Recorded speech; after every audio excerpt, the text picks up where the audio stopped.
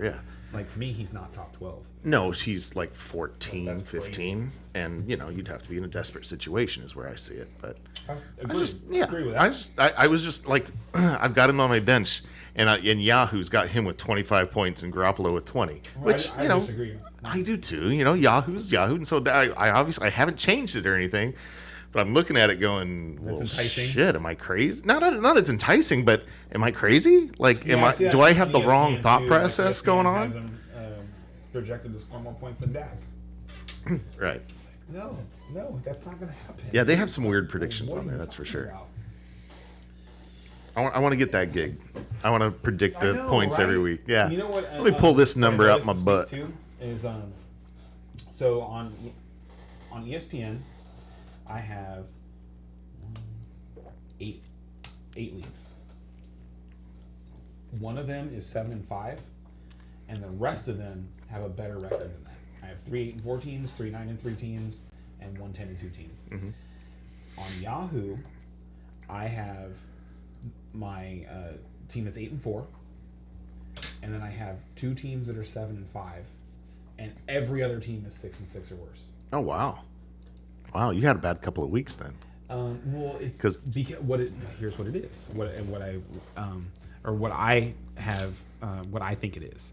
My ESPN teams are deeper.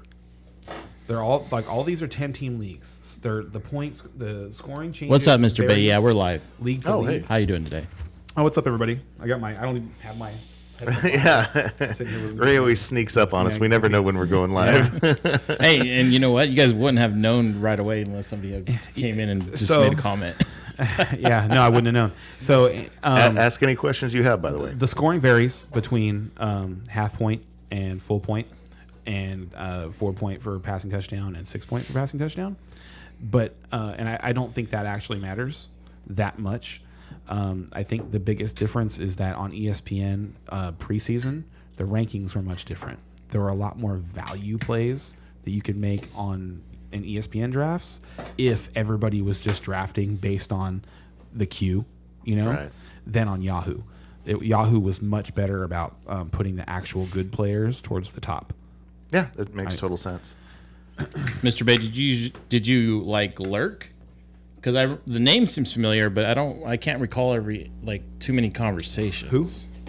This person is asking me questions. We got- Mr. Bay is asking me questions. Our guy on already. He said he used to watch me for hours on end back in the day. Well, yeah, but he didn't say that you were online at the time. Maybe he was just wait. Oh man. I know.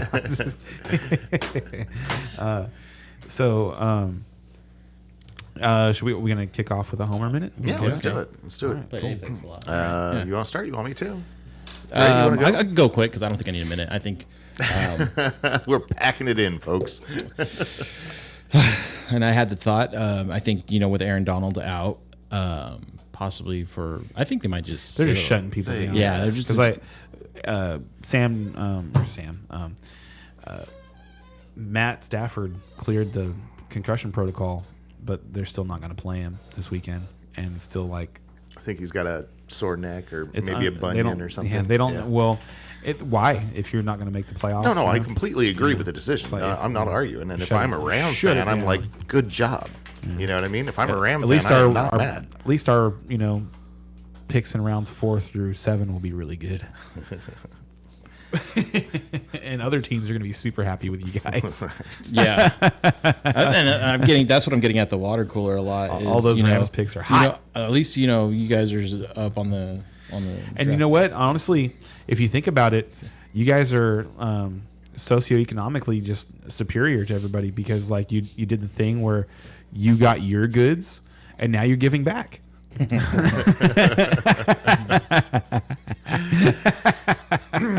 There you go. Because how often does that happen where a team makes these deals, where they send away their picks and pick up a superstar. And it's like, yeah, okay, you send away your first round draft pick, and it's gonna be like a number 30 pick for the next 3 or 4 years or whatever. It's like, well, not necessarily. With the You never know. like any of the teams that got the Rams picks in 2023, 2024, probably like, yes. That's basically it.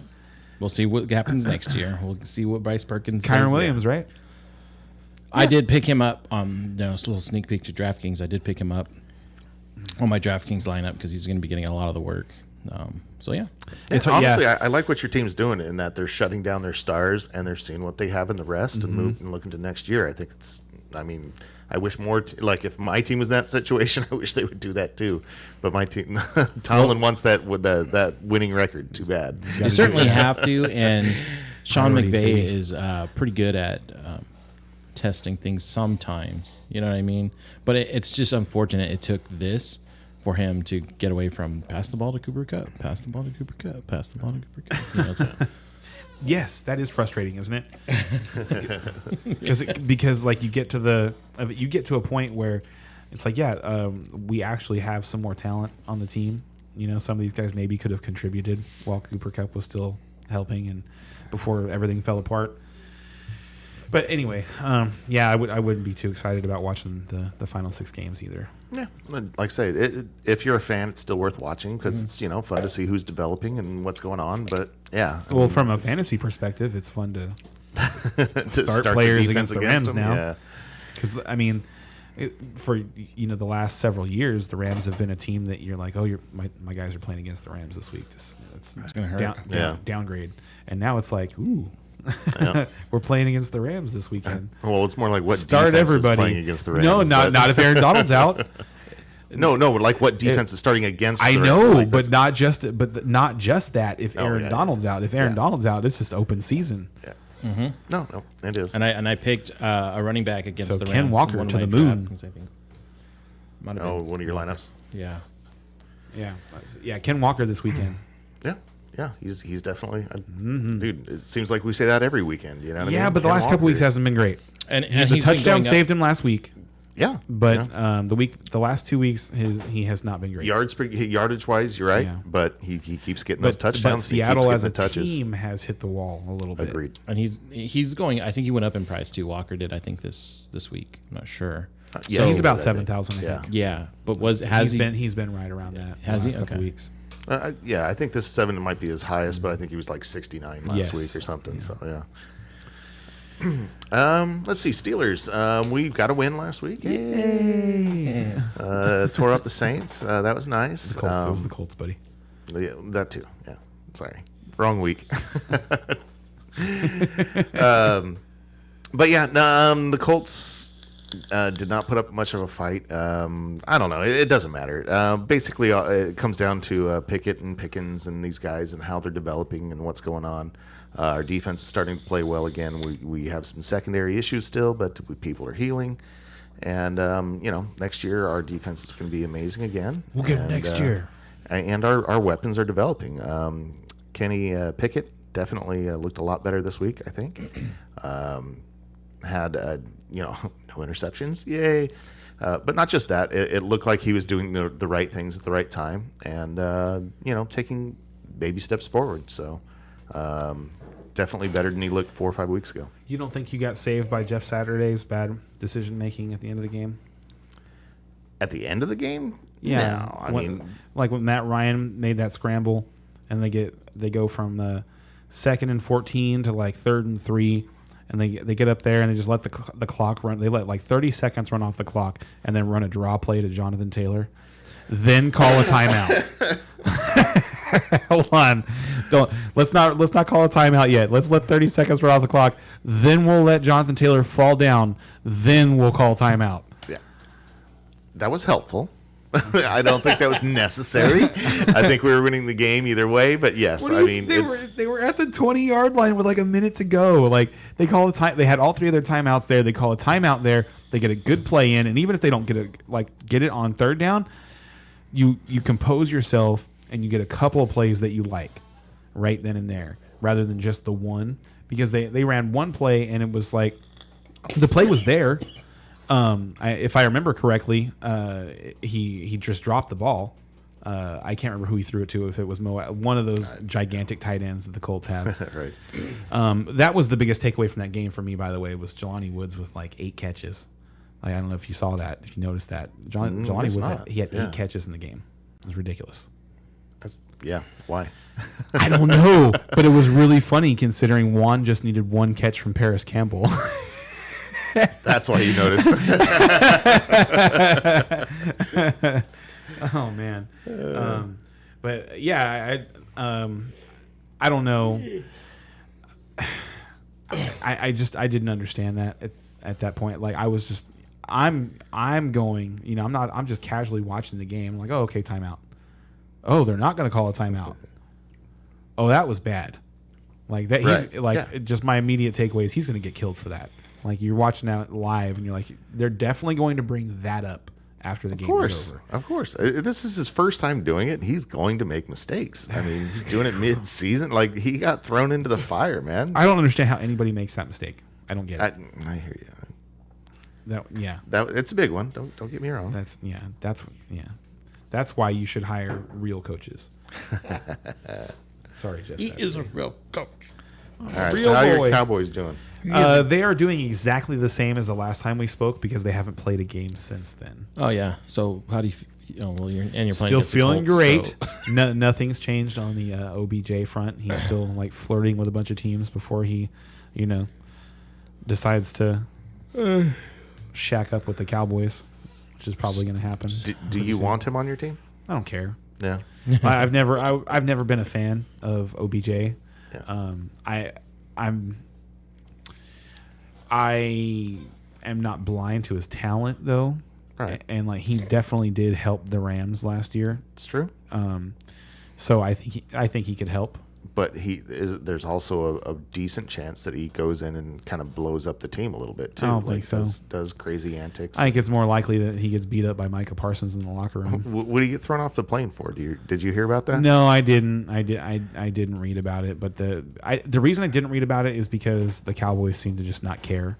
Right. Like the response out of Dallas was that it's not Immediately. Yeah, like, not who a big cares? deal. Like, we're still pursuing him. But to me, like, that just shows this. He this always guy does is dumb chaos. stuff. Yeah. He is. Oh yeah. But he belongs in Dallas. Speaking, what happened with Antonio Brown this week? I heard something, but I didn't really see any Every headlines. week with Antonio Brown and Something about a standoff with police. Like, seriously, in Tampa, yeah. Is that what happened? In Tampa? So that's the hilarious thing to me because that was what I asked was like, where did that happen?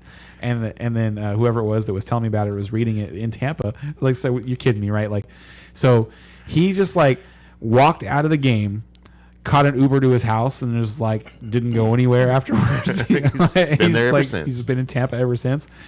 But some of the things that he tweets would lead you to believe that he just like he would rather still be playing football for the Buccaneers than doing anything else, because he'll talk about how bad they're doing, about how they haven't replaced him, which is true.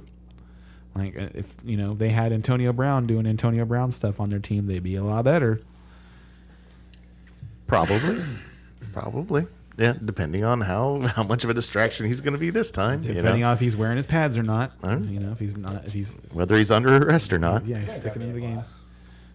Come on, I'm gonna start drinking beer. I want to pour it in the glass. Right on. Thank you, sir. See, did we have any bets So, last week? we did. You guys see. usually Oh my God! You're gonna drink twice for Kamara right now. I totally forgot about that. You bet on Kamara over Connor and Montgomery. You got crushed. Montgomery had a good week too. I know Connor did. Oh yeah, Montgomery did too. Can I do my Robinson Bomar right now? You might as well. He's out for the season, so He's done. Okay, I'll erase shut it if you down. want to do it. And Yeah, I'll actually, do it. you I'll do should it right too. now. What's that? You should take yours too, because OBJ is which definitely going to score more points than Robinson did this year. We have gotta the get in season-long OBJ versus Robinson. I have OBJ. You have Allen Robinson. That's the bet from like January, back from when this is before. he may not land a team. This is I wouldn't do it. Allen Robinson was not a Ram at the time, and OBJ Doesn't Robinson was. have like 3 touchdowns? That's what I'm saying. It was a joke. Oh, okay. I'm like, what are you talking about, bro? OBJ I hasn't. took you serious too. I was like, Yeah. what's he talking about? OBJ hasn't scored yet, but he will definitely What score does he more. know that I don't? he might not even land a team. He will score. He's going to be in Dallas, and he will probably score more fantasy points over the course of the rest of the season than Allen Robinson scored this season. I wouldn't make that bet. Let me look. Let me look But it up. touchdowns when are a do you funny expect thing. him to play his first game? And how healthy is he going to be? Those are big questions. We're already in December. So if he plays in week 15, and that would be my expectation that he plays in week 15. So that's 4 games: 15, 16, 17, 18. He would have to score 85 points and get 3 touchdowns. All right, cool. So it took him 3 games to get acclimated to the Rams last season. I'm not saying it would take him just as long, but that's that last and season. he's coming off injury now too. So he was last year too. was he? What kind of injury was it? ACL. It was the same. Same side or Same knee. Supposedly it wasn't fixed right the first time. Okay. He was in Cleveland when it got fixed, and lots of things don't get fixed in Cleveland. So. Yeah. No, I don't know where he had his surgery done because that doesn't mean anything. Oh, KC versus Jets. Who scored there? What was that? The defense? Pass that Bomar bottle. Oh yeah. Might as well just fucking do it. Pay up. Enjoy. I hate sir. to pay up all this stuff. One night. All in one night. Yeah. Wait, we bet on that? That is weird. That's a weird bet. I think that was preseason, man. We make weird bets preseason. No, this was those top 2. I'm talking about the top 2. Oh, The KC versus New York Jets defense. That's the weird one. yeah, that was a little more whimsical, I think. We weren't super serious about that one, but it makes it harder to look up here. So Kansas City probably won that one because they were worth 50. They scored a touchdown last week, I think. No, but they had They had some points, but it was 15. all right. So IO2 and UO1. Man, Kamara. Come on, man. He's been doing that to me a lot this year. That New Orleans offense just woofers. Not so good. And Montgomery was 14.5 points. Connor was 20 last week. And Kamara was like 7 or 7. 8. Yeah. Cool. All right. Well, here's one. Here's to you, buddy. No, thank you. He said, "Here's one." Load me up. Uh-oh.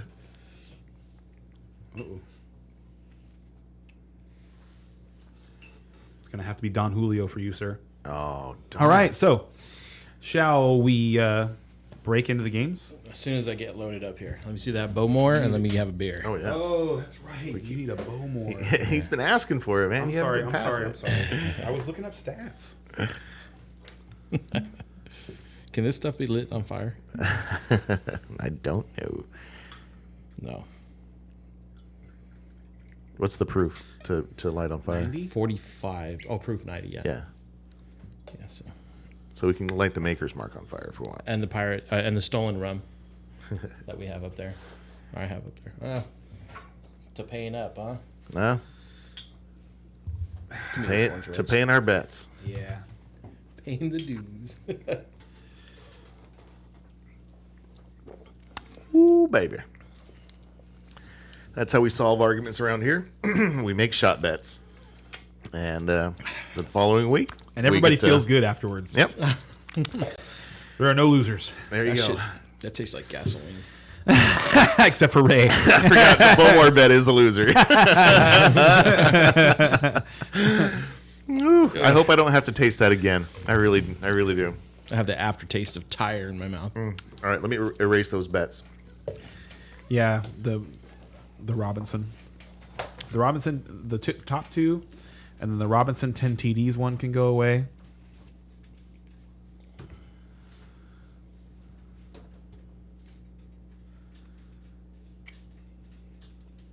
First game up is Falcons.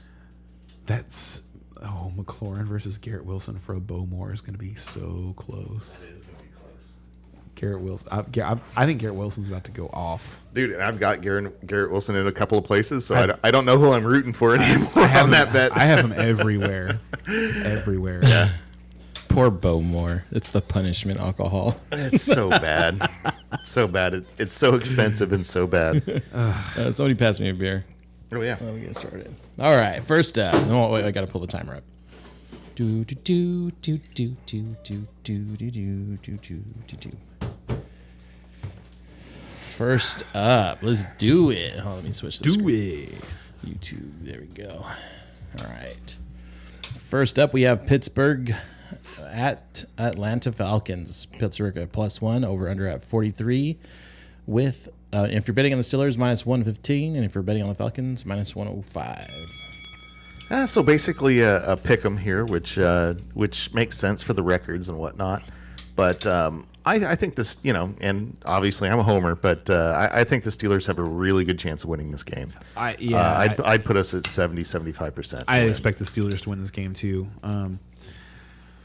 I just think we have a better team, and we're coming together right now where the Falcons are just kind of like, well, what's going to happen next year? Yeah, they're just kind of, trying things right now. There's not a whole lot exciting that's coming out of Atlanta the last few weeks. They shut Kyle Pitts down this week. So, yay, Drake London, maybe? No, I don't. I wouldn't. Like, I really wanted Drake London to happen this year, and I still really like him. And I think that because he's had such a mediocre rookie season, and they were willing to stick with Mariota the whole year, maybe he's somebody you could buy low on in Dynasty. Yeah.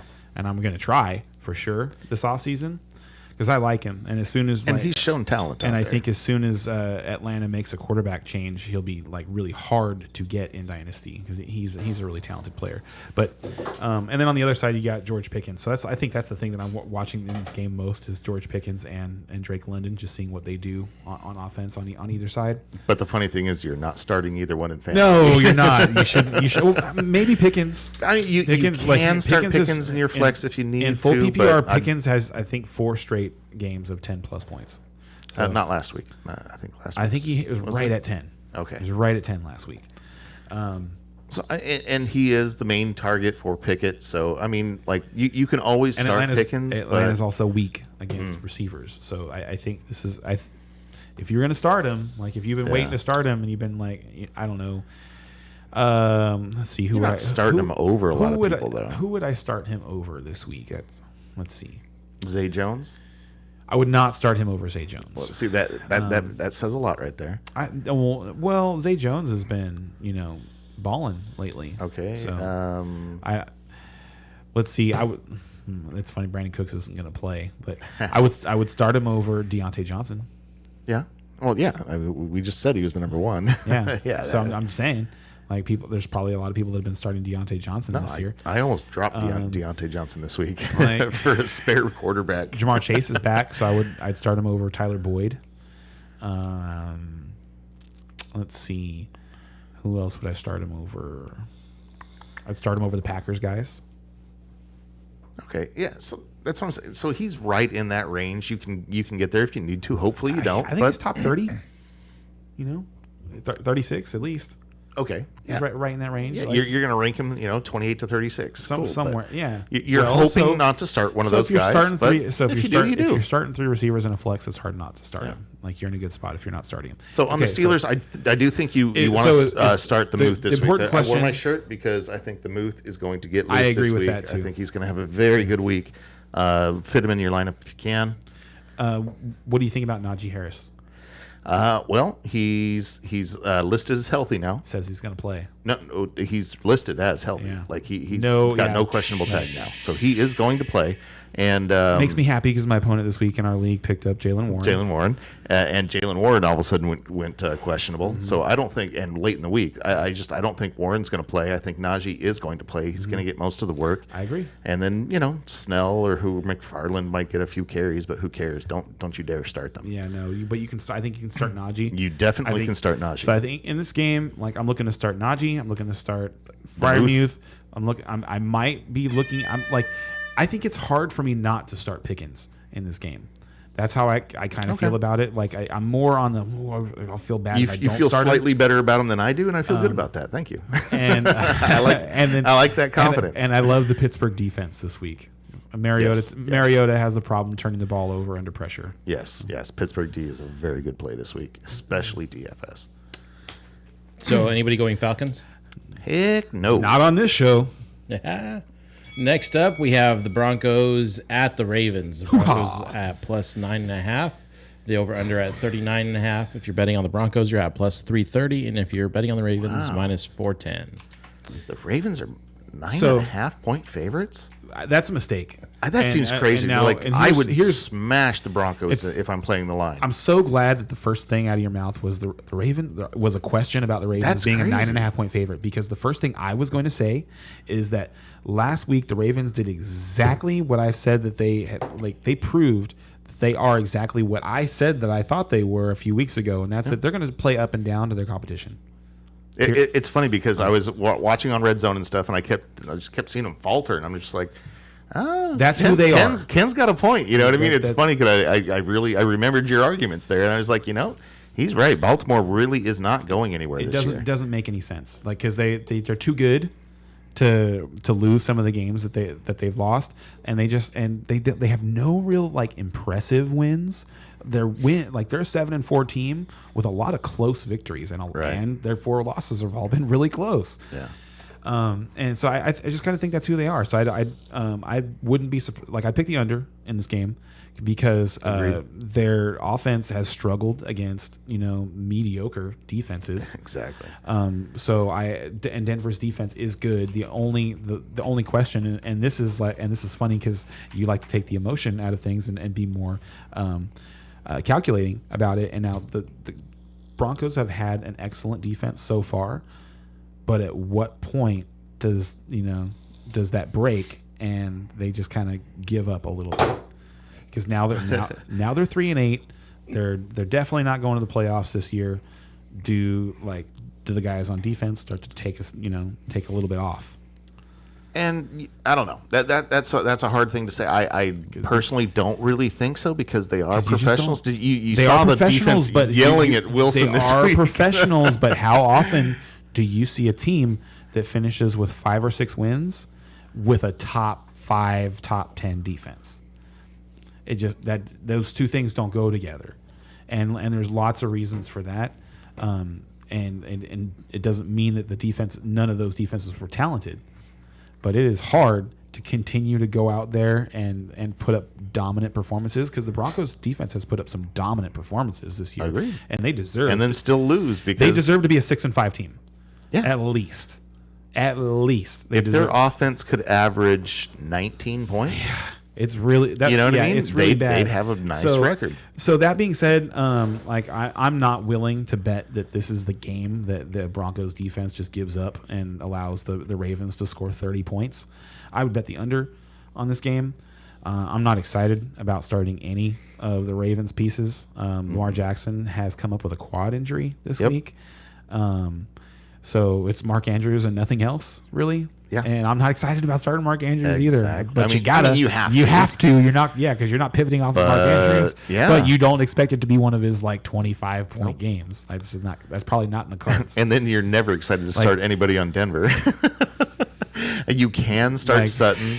Maybe if you're desperate, you start Murray. The Ravens' defense has been better lately, so you're not even really excited about starting their receivers. Which no, you're not. No, you prefer to avoid the team altogether. That would be your preference. But maybe you start Sutton or Murray in desperation. And so we're picking the Ravens somehow still. I just don't. We don't like them by 9.5 points. We down talked the Ravens a lot there. Yeah. Because we don't like them by 9.5 points over anybody. I don't.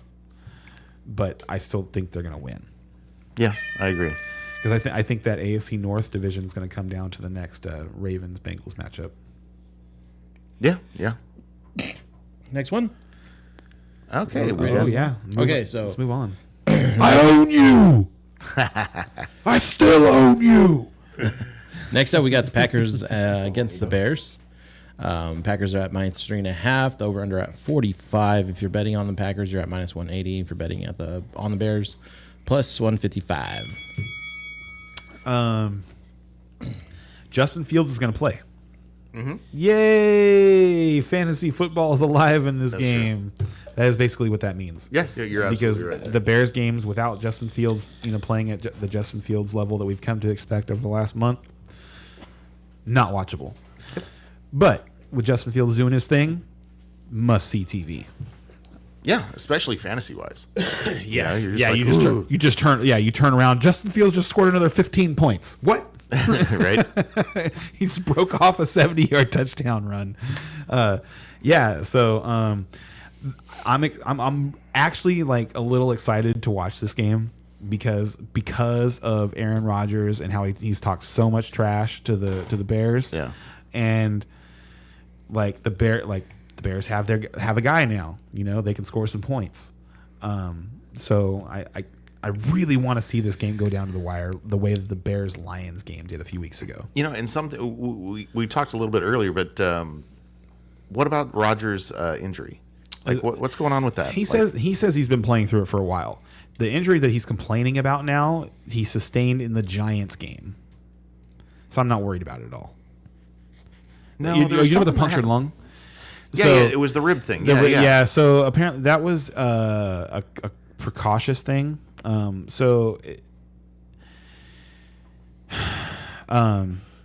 understanding of the situation is they took him to the locker room. They took X-rays. The X-rays were negative. However, Aaron Rodgers was short of breath. He was struggling to breathe, and he was apprehensive about going back into the football game because of his knowledge of the medical process, and that he knows that now. And this makes sense, like that a preliminary X-ray that happens immediately after an injury isn't always going to tell you what you need because there could be swelling in the way of things. So like getting the X-ray, then getting the MRI, and then possibly getting another X-ray, afterwards. That's common for, if you really think you broke a bone. My understanding though is that he went through all of that this week and there's no extra damage there. But it was, for him, it was like a kind of an emotional response because he recalled a 2015 playoff game where Randall Cobb took a shot and he got X-rays and they were negative, but it turned out he had punctured his lung and they didn't find out until afterwards. Mm-hmm. So that was that was definitely in his mind when he was deciding whether or not he was going to go back into the game. And so now he's bruised ribs, I guess, would be the diagnosis at this point. Yeah. He's got that thumb injury, which is causing him some issues. So I'm not But saying he's still putting up decent numbers. yes, every and season. he has been. Yeah. He hasn't had any monster games. And like, if you were going to bet So do you on think one, this is going to be a if he- monster game? If he was only going to have one all year long, I would bet that this is it.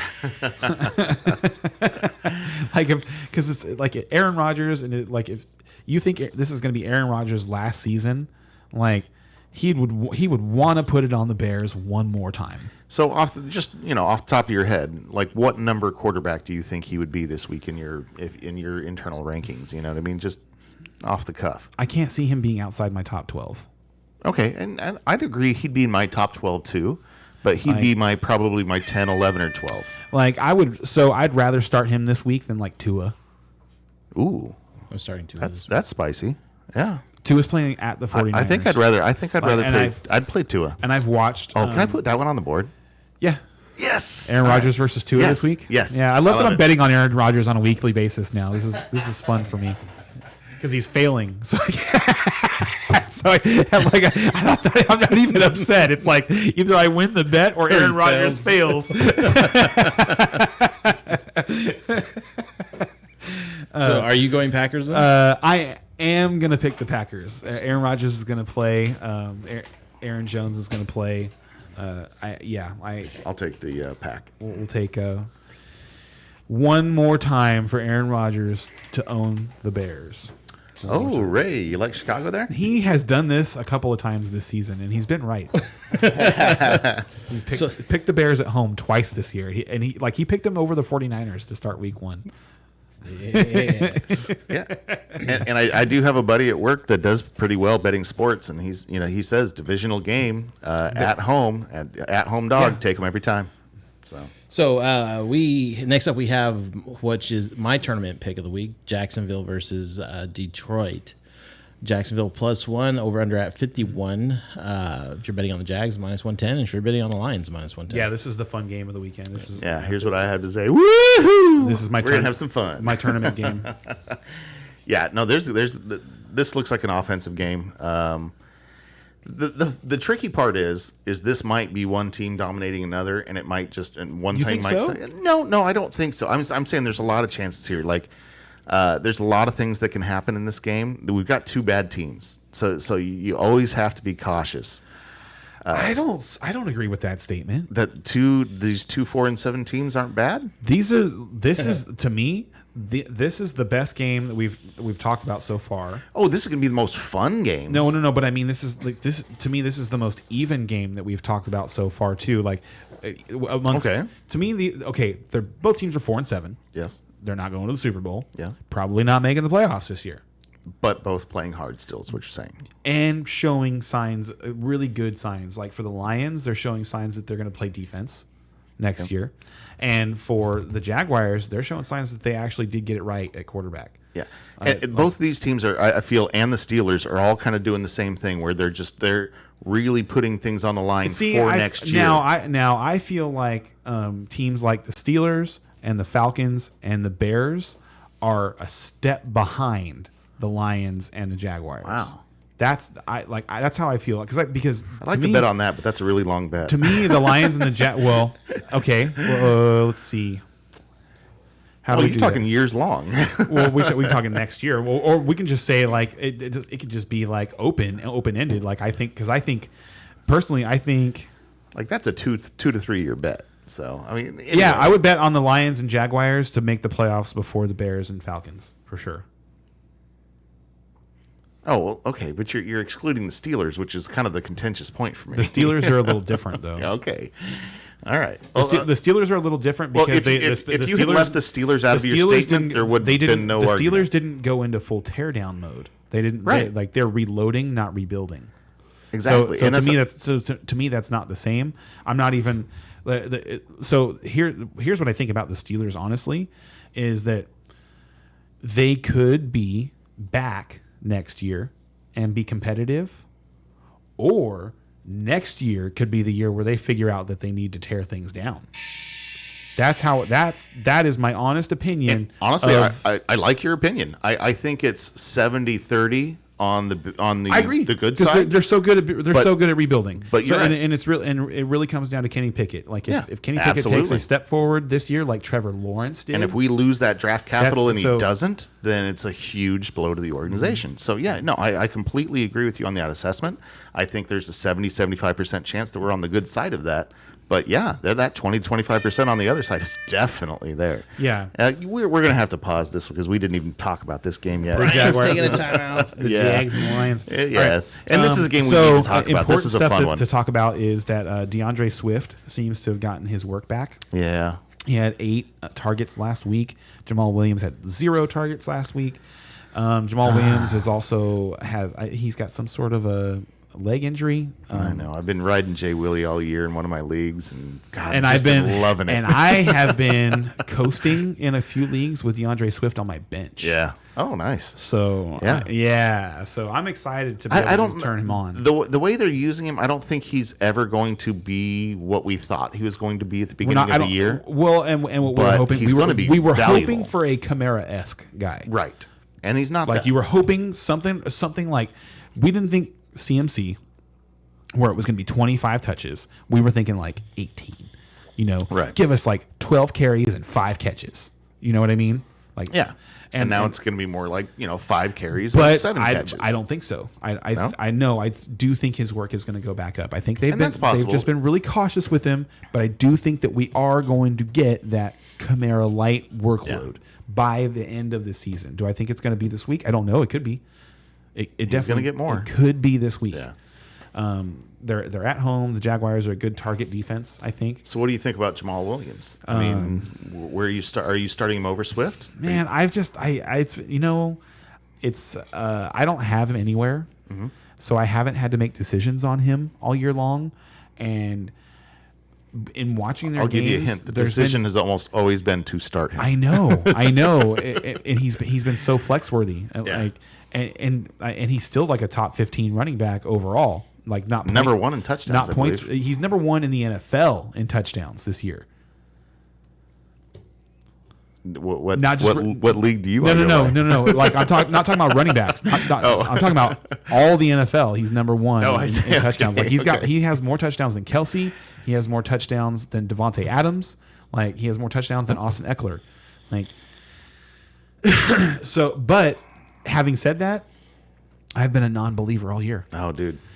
I've been a non-believer all year because his touchdowns have seemed opportunistic to me. They've been more. But they keep coming. They do It's keep. crazy. They do keep coming. I can't deny that they keep happening. It's just Yeah. they don't seem repeatable. They like it's if ever anyone has had a season where they scored 12 touchdowns and it was not repeatable, it's this one by Jamal Williams. And I completely agree. I've had him on in one of my leagues, and he's been saving my butt in the flex position. You're just laughing. kicking butt. Yeah. It's been great. Yeah, but 'cause- every single week, I oh God, do I really want to put him in? And you just do it. every You just week. hold your nose and But- you just do it. No, because every week I'm trying to put somebody else. That's in. what I'm saying. Like, But you and I hold- eventually instead- just go, I have to put him in. Yes, instead you hold your nose because it stinks. You hold your Yep. nose and you put Jamal Williams in, and it works. Yep.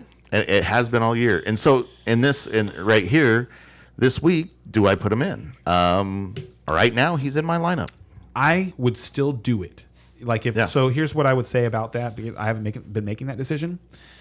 Is that I would make the Lions show me that they're going to go away from Jamal Williams, but before I would just try and guess that this is the week it's not going to work. Right. Because even before because Swift it's been got working. hurt, Jamal Williams was getting 12, Agreed. 14 carries. I agree, he was paying off with touchdowns at first. No, but I'm just saying he was getting the workload still.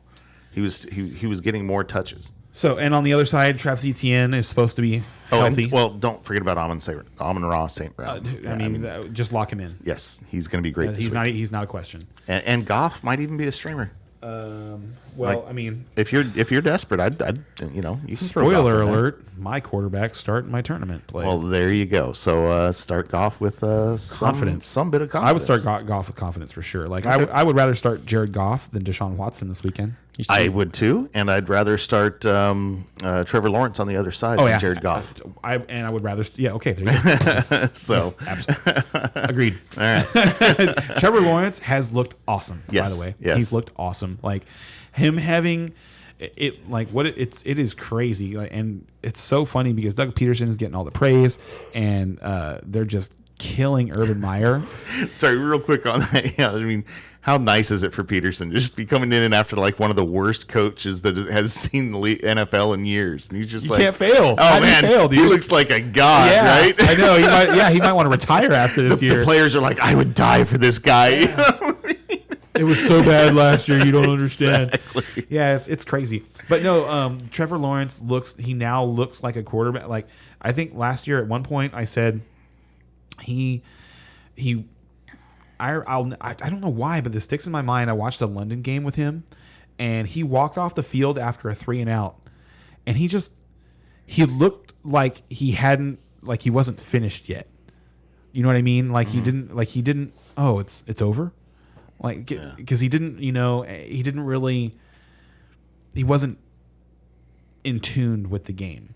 Like he wasn't like in command of the game. He was just going out there and performing the tasks that he was being told to perform. Now, when you watch him play, he looks like he has control of the flow of the game and the offense. He has command of the offense. He knows what he wants to do. He looks comfortable throwing the football, and he's really good at throwing the football. He's gotten a lot. Yeah, he started to really show it. His arm is awesome. Like Yeah, I was looking at his like- stats, and he looks to me his arm is right up there with Justin Herbert and Josh Allen. Nice. And fantasy wise, like I say, he's coming on I think it's 5-6 weeks in a row. He's over 20 points fantasy wise. A lot of those are 24, 25, 27 point games. Yeah. Oh no. So- he's one of the other guys. Like what we were talking earlier. Like if you were unlucky and you were like me and you drafted Trey Lance in a bunch of places and you had to pivot at quarterback and you had to stream for a while, Trevor Lawrence is one of the 3 guys that you could have landed on, and you can be happy and ride into the playoffs. Yep, I have him in one of my leagues. Picked him up last week and And with that being said, doing it. I'm going to pick the Lions at home this week. Really? Oh, and start Kirk and Zay Jones probably over Zay Kirk, Jones. though. I like Zay Jones over Kirk. Wow, I'd take. Oh, is that a bet? Yep. I'll take Kirk. Yeah. Are you picking Jags or Lions, Brian? Oh God, I honestly hadn't even decided yet. It's a tough one. This is one of the toughest ones of the week for sure. Oh God, what a crazy game! 2, 4, 7 teams. Give me. This is my favorite 4-7 versus 4-7 matchup ever. I think. I like both of these teams so much. Yeah, I totally agree.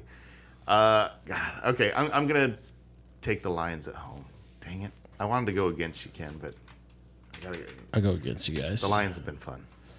Yeah, no, that's a good one to Lone Wolf, dude. Like, if you would have Yeah, picked first that's a and good gone one. Lions, I would have gone Jags. Oh. Let's see. I don't know if we're going to catch up, though. He's got quite the lead on us. Yeah, but if we separate our picks, one of us will. Yeah. I think we've kind of been doing that. Oh man. You mind grabbing me a beer on your way back? Next game up, we got Browns at the Texans. What is X Jones? Zay Jones? Spelled with a Z. Thank you, sir. It's not Xander Jones. So next up, we got Browns at the I thought it Texans. was XAY. No, ZAY. Browns are at -7. The over/under at 46.5. If you're betting on the Browns, -315. And if you're betting on the Texans, What's wrong with you? You're betting on the Texans. +2? I know, +260. What a bunch of suckers. I wonder. I'm curious what the record is. The Texan record is against the spread this year. Not good. Yeah, I guess it's pretty bad, but I'm wondering how bad it is. it's not good. Probably better than the 1-9-1, but I don't know. It might not be. maybe really. Yeah, they've been pretty bad, especially lately. Like It feels like at the beginning of the season they were kind of So hanging in there a bit. and- I really wanted to take a look at Dameon Pierce because I was really worried about what's going on with Dameon Pierce. So I watched the full Dolphins Texans game, and Dameon Pierce is fine. yeah. It is really hard to put up fantasy points when your team goes 3 and out over and over and over and over again. There's just not. What are you going to do? There's nothing. If your team's not producing first downs, they're not moving the ball down the field, you're not going to score points. Period. That's what's happening. Yep. So the reason his carries look down and his production is just down is because the offense is completely fallen apart. And Kyle Allen was not an answer at all. At all. So, I was what you're saying really for surprised. him as a player, you really like him. I like Dynasty, him a lot. I like him a lot. Dynasty, you really like him. Not only do I, But this year, and not even do I Are you like him done? as a player. No, I think they have this is a better matchup, and so I was that's why I wanted to watch that game and make sure, because I think one of the bigger questions that people have this week is whether or not they should be jumping ship from Dameon Pierce, and what I see is that the Texans just really have to be playing against somebody who's going to give up yards on defense. And because if their offense is inept, their offensive line is, and it's crazy because the announcers were talking about they have 4 first-round picks on their offensive line. really? Yeah, and it's bad. Wow. It's bad. It's really bad. And they just don't have a quarterback right now. They moved away from Davis Mills. They started Kyle Allen last week, and Kyle Allen's just as bad as we remember, if not worse. It might have been worse. Like that was some of the worst quarterback play I think I've seen. It was just horrendous. He was getting his guy, like, even on the balls he was completing, he was just getting his guys killed. Yeah. It was bad. It was just ugly football. Brandon Cooks is not going to play this weekend, so that's that's worrisome. So is there any receiving option? No. No. Right. Jordan Akins Jordan Akins was the guy they kept going to. DFS start throw? No. And like, I think, like I personally, I think I'm probably going to sit Dameon Pierce this Yes, week. I would too. Like, If you have that option. yeah. I am a person with limited options, but I'm still like, I'm gonna. So who are you starting over him? Brian Robinson. Yeah, I would too. Antonio Gibson is not going to play on Sunday, and I was already going to do that. I was already going to start even Brian if Robinson. Gibson was Yes. there. Yeah, I can see that. Because of opportunities and just the likeliness that he's going to have an opportunity to score versus what I saw from the Houston offense last week is like I didn't think Miami's defense was that good. They aren't. But they made Miami's defense. Seriously, I'm not kidding. They made Miami's defense look like the 2000 Ravens. I agree. Like I felt like the Miami defense was everywhere. They were swarming. They were like they were ball hawking. Like it was so sad. We've spent way too much time on the Houston Texans here. No, we gave them the appropriate time. Like, Well, I'm you saying you want to talk about the Browns because you want to talk about Deshaun Watson. Well, I was trying to avoid talking about Tug and Rub. Tug and rub. I love it. Tug and rub, Voldemort, whatever you want to call him. I think he's someone that deserves to be talked about because everyone's wondering about him. Everyone's like we talked about earlier on He's an the interesting player, Yahoo but, app. He's projected to get 25 points. I'm this somebody who watched his preseason performance. week. Yeah. I was extremely interested in watching his preseason performance, and it scared the crap out of me. I can see that. Yeah, I remember watching it too. It was bad. It was he looked really, really, really rusty, and that was in a preseason game. Right, but it's only a quarter. So all I'm saying is, don't start him in fantasy this week. That's crazy. He hasn't played in 2 years. Don't do that. And to I'd yourself. say you'd have to be pretty desperate to start him this week. or I've just got a him on masochist. I've got him in one of my leagues sitting on my bench just waiting just in case because I've got Garoppolo as my starter, which, has been doing pretty decent, but I'm not, super confident in Garoppolo. So, I'm putting some backup plans together, and he's a backup plan for me just in case. He's Now, a do you decent want- backup plan. And that's what he should be for you. He is, to me, he is the decent backup plan that Justin Fields was earlier in the year. Right, and panned out. Okay. Yeah. But where were we on that panning out? Oh, yeah. No, it did not very much could have yeah. gone either way. Up in the Absolutely, air, completely yeah. up in the air. That's how I feel about Deshaun Watson. Is like we know what he can do. I'm not confident based on the weapons that he has in place What's up, what? and the fact that he hasn't played in 2 years. That's the biggest thing for me is he hasn't played in 2 years. Yep, And we he's not- got to see something. And this he's not week. Joe Montana. But he gets to play the Texans, which is hilarious. And start Nick Chubb. Duh. Yeah. Chubb's going to have a good game. Yeah. I think we're all going Browns on that one. Oh, yeah. Next up is Jets at Vikings. This is the actual game of the week. Could Jets be. are This plus is 3. the best game of the week. I cannot wait to watch this game. Let him get the point. Sorry. And the I can't over-under wait. at 44.5. You're betting on the Jets plus 125. And if you're betting on the Vikings, minus 145. One water cooler question I got was Cousins versus Geno. Gino. There you go. It. Yeah. That Jets agreed. defense is Agreed. legit. Yep. Justin And Jefferson. the Rams defense, as we discussed earlier, is not so much And they right let now. they let receivers pass Justin them. Jefferson about to get lost in the sauce. Oh, that's going to be fun. I'd like to see that. The last time we thought somebody was going to shut Jefferson down, they totally did not. I mean, when Diggs did? Was it? No. No, there was another matchup where we were just like, oh, Jefferson's, it's a bad matchup for him, and he totally performed. No, you're going to start him. You Yeah, start him. no. Like, you always start Justin Jefferson. I'm just saying, like, I'm curious, like how good Sauce Gardner does against. I think he's Justin going to. Jefferson. I think he's going to be great. Curious. I honestly do not know, and I'd like to see. I'm anxious to kind of see how that works out. So I see this being like I honestly, I see this game being similar to the Dallas game because I think the Jets are going to get after Kirk Cousins and cause problems. Wow. And I think they're going to be able to move the ball. We saw what the Patriots were able to do against them. So you think the Jets are going to devastate the Vikings on I the road? do. On the road? I do. Wow. Yeah, I well, do. I'm taking the other side of that. I'm not. I'm all over the Jets on this one. I think yes. Like the Vikings are 9-2. They're having a really nice season. Mm-hmm. They're not a 9-2 team. They're just not. I would agree that they haven't shown that they are yet, and this is one of those games that I think is going to be interesting. Who I think these teams are very even. Dallas. So they went up against Dallas, which is their first real contender for the season, and they failed miserably. Now the Jets, obviously a step below, The Jets but have- still but a the- strong contender for the playoffs. So and this the is Jets like a playoff and game, the Jets have been tested all year long. right? So So I want to see this. I want to see this game. I want to see if the Vikings I think, yes, are what we think they are, or what and I'm not saying the Jets are going to go go in there and they're going to like beat the Vikings like the Cowboys beat the Vikings a couple of weeks ago. What I'm saying, I think the Jets will win this game, and I think they will look impressive doing it. All right, that's a hot take. Definitely playing Garrett Wilson on the Jets side. Yeah, you are.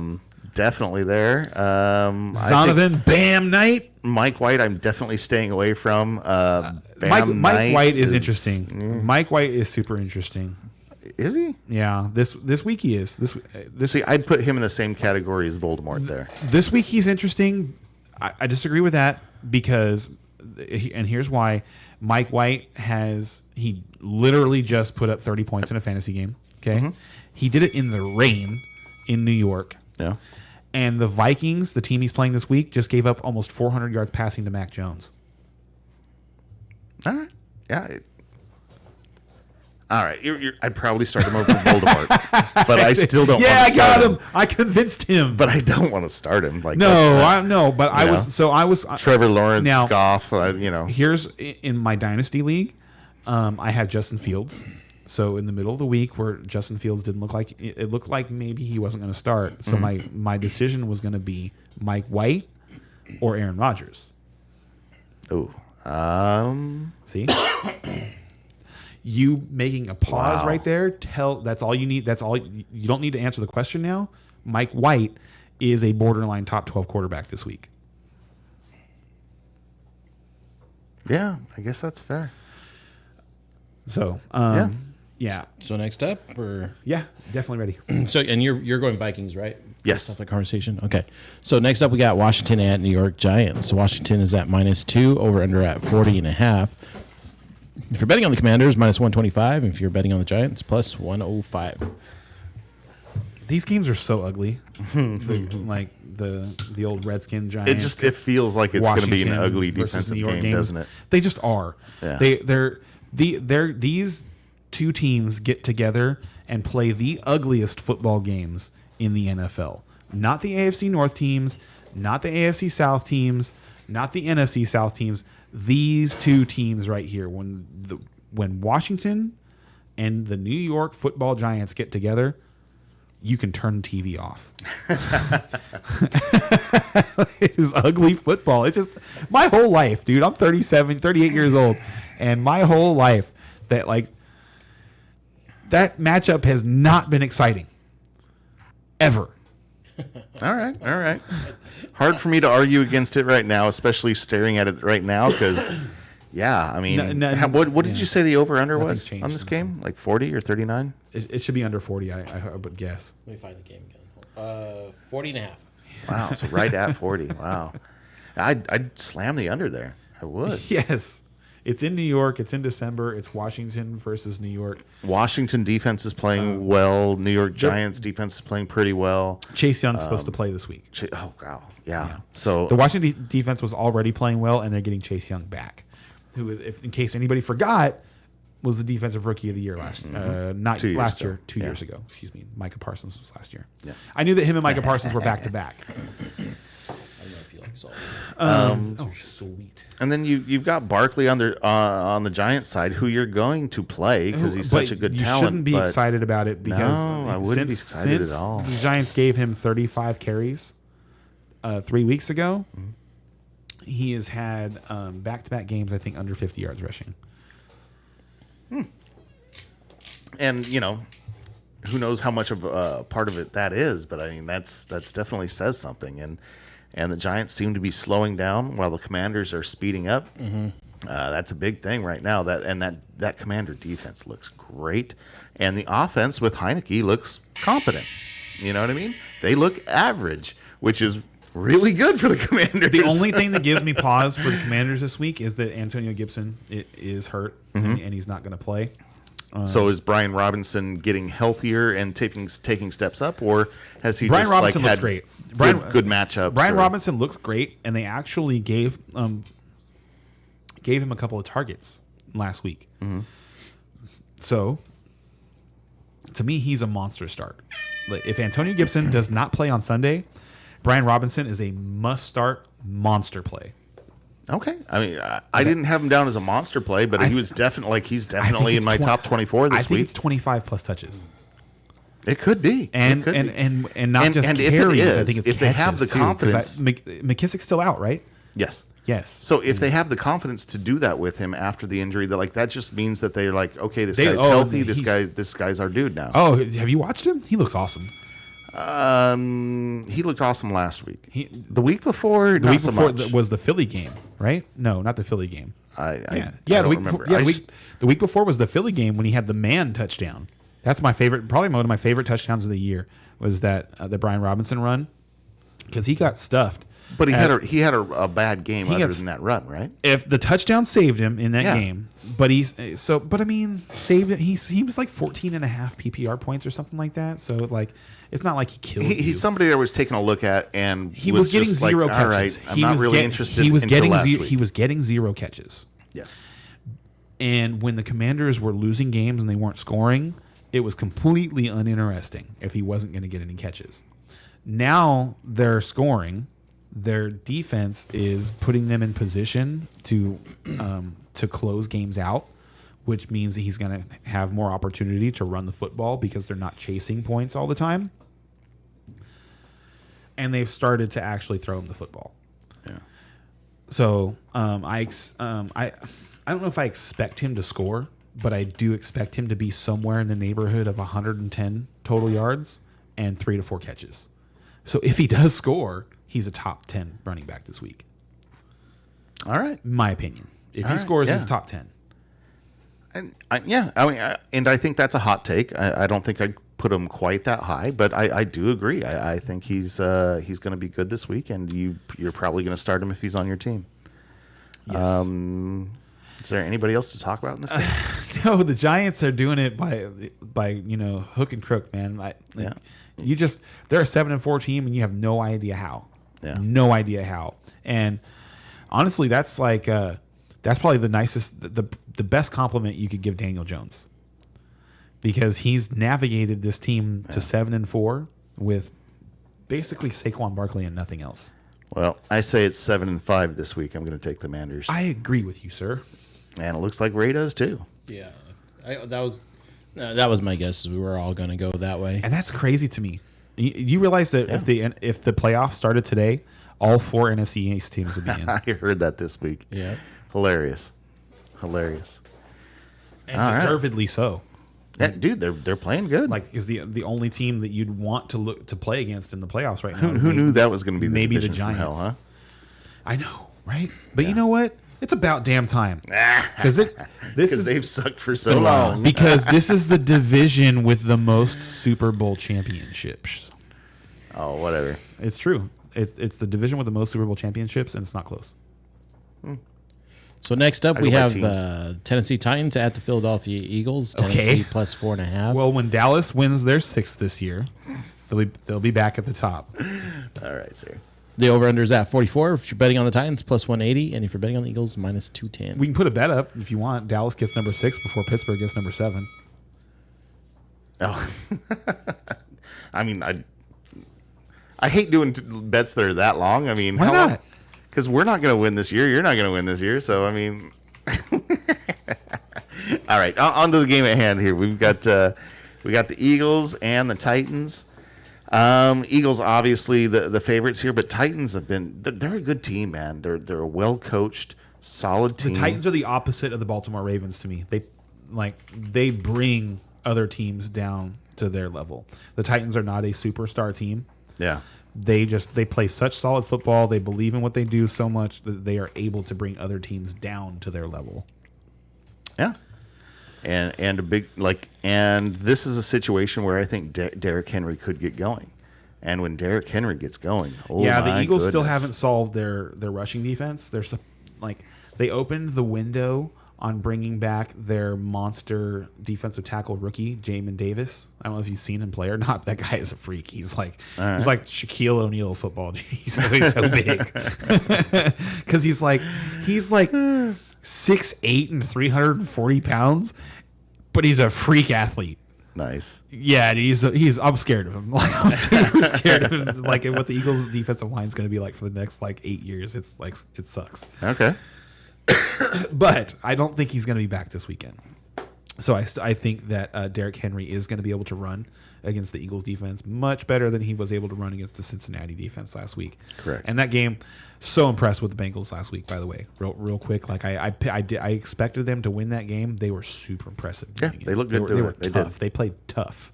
That was the thing. Yeah, if they It was keep playing impressive. like that, they could be a contender. To beat the Titans 20-16 in Tennessee, that was so impressive. It's hard not to think that they're going to go back and be like a Final Four team. Anyway, All right. But the funny in thing this is game- there in anybody this you want game- to start on the Titans side? in this game there are no Final Four teams. Says the Dallas fan. Fuck you, Eagles. I still think that they're a mirage. I do. Yeah. I think they got saved again last week with Aaron Rodgers getting hurt. I don't know about that, but I feel a little bit of what you're saying, but definitely not to the degree that you are. But Titans, what and about also, Treylon Burks? here an important. Treylon Burks is the man. But is he I'm startable this week? Oh yeah, Treylon Burks is startable the rest of the year. Okay, that's a hot take. He is the Titans are an average to above average offense. They're going to be able to score points. They are looking to get him the football in every way possible. They're running quick screens. They're giving him the ball on end arounds. He's going deep. He's beating guys on 50-50 balls. Like, he looks awesome. He looks like a monster. I'm very excited about Treylon Burks' future. And if you were listening to the footballers this week, they were talking about some of the rookie receivers that meet certain metric marks to become elite number ones for the last quarter of the season, and he was one of them. Yeah, he's in the yeah, and that's why I bring him up, because he's an interesting guy. He's the statistics tell you he's an interesting guy. If you actually watch the games, you'd be so excited about him. Seriously, when the comparisons to AJ Brown are completely fair. I want to see Tannehill start targeting him like that, and then I'll believe. I'm just not there you yet. You can almost bet that on important plays now, that's where the ball is going. Okay. And then we can go through the Eagles side pretty quickly. I mean, there's not a whole lot to talk about there. You're going to start Jalen Hurts. Devontae Smith is a little dinged up. Okay. Possibly, and this is also a revenge game for AJ Brown. Yeah, I don't always put a lot of stock in that, but I mean, he'll have a little bit of motivation. Players are highly motivated. Either way, you're starting AJ Brown. Who's not motivated to go back and stick it in the face of a former employer? I was listening to one of my podcasts last year, and they broke down the revenge game statistic. You know what I mean? They broke down all the revenge games for 1 year that were relevant, and blah blah blah. And you're right, some of it's going to be according to that person's statistics and data and what they're doing. Gonna be, they're going to weight it based on a revenge game for Cole Beasley or something like that. But this is a guy that I trust. This is a guy that I listen to, and I'm like, okay, this guy knows what he's talking about. Was this Harris? I think it was Harris, but I can't remember. Like I said, this was a year and a half ago. But breaking it down, it was 51-49. You know what I mean? 52-48, something like that. So it wasn't. So after I heard that, I'm just like, okay, the revenge game thing is a neat narrative. It's fun to talk about, but you always remember the times when the revenge game worked. I would need it broken down for me more. When it doesn't. I would need it broken down for me more. I would want to make sure that whatever it was, whatever particular study was done, whatever statistics were put together on it, that it was narrowed down to top X receivers. So yeah, no, we're not. There's a lot in the process. We're not on talking that. about Danny Amendola. Yeah, You you, know? have to trust who's doing the thing. That there. Yes, Yeah, absolutely. Yeah, so that's so without knowing that, I can't like Right. I can't say too much and about I it, agree with that. 'cause All I've I can say was a seen- guy that I listen to and trust. I've and seen it's too like, many, and that like makes we're sense. talking about this conversation, and all I can think about right now is how the Bills would have beaten the Vikings if they had just started Case Keenum over Josh Allen the week that he had gotten hurt first. Wait, what? Because Case Keenum This is the man. was a Viking, and they kicked him out of town for Kirk Cousins, Right. who's done nothing. And if only he would have started that day. No, that's what I'm saying. Like we're talking about revenge games, Yeah. so it would have been a revenge game for Case Keenum. So And if that's he what I'm would have had that chance, you're saying. I'm saying if the Bills had, so I'm saying I'm pretty sure I said this. If the Bills had started Case Keenum, they would have won that game, and it wouldn't have been close. Yeah, you put a lot more on the emotional factor of football than I It's do. important. It's an emotional game. It is an emotional game, dude. Like now, modern football, like We're going Eagles, right? Real quick. And you're going Titans. I will be going Titans. Yeah. Nice. What is this? What am I pick the Eagles? Just saying, that's how I keep gaining on you this year. Am I some kind of idiot? True Ken Cash. You would have been an idiot one time this year. The other 10, not so much. And I think I picked the Eagles that week too. I think I actually did pick the Eagles that week. That was But just like one of the Steelers' 4 wins. That was the week that I picked. yeah, you've against looked them. really smart 4 times this year. Anyway, Yeah. So yeah, we got into the weeds on that one. But Case Keenum for president. No, just kidding. That's my president. moving on. Not my president. So next up we have Seahawks at the Rams.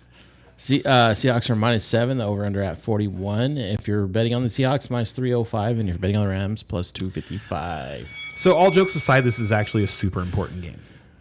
for the Seahawks. I know. I mean, fantasy wise, I think that I feel like this is a super important game because I feel like there's a lot of possible plays in this game from the Rams side. Because you could possibly play Van Jefferson, you could possibly play Kyron Williams, you could possibly play Cam Akers, you could possibly play Tyler Higbee, but you don't want to do any of that Oh God, no. because of Bryce Perkins.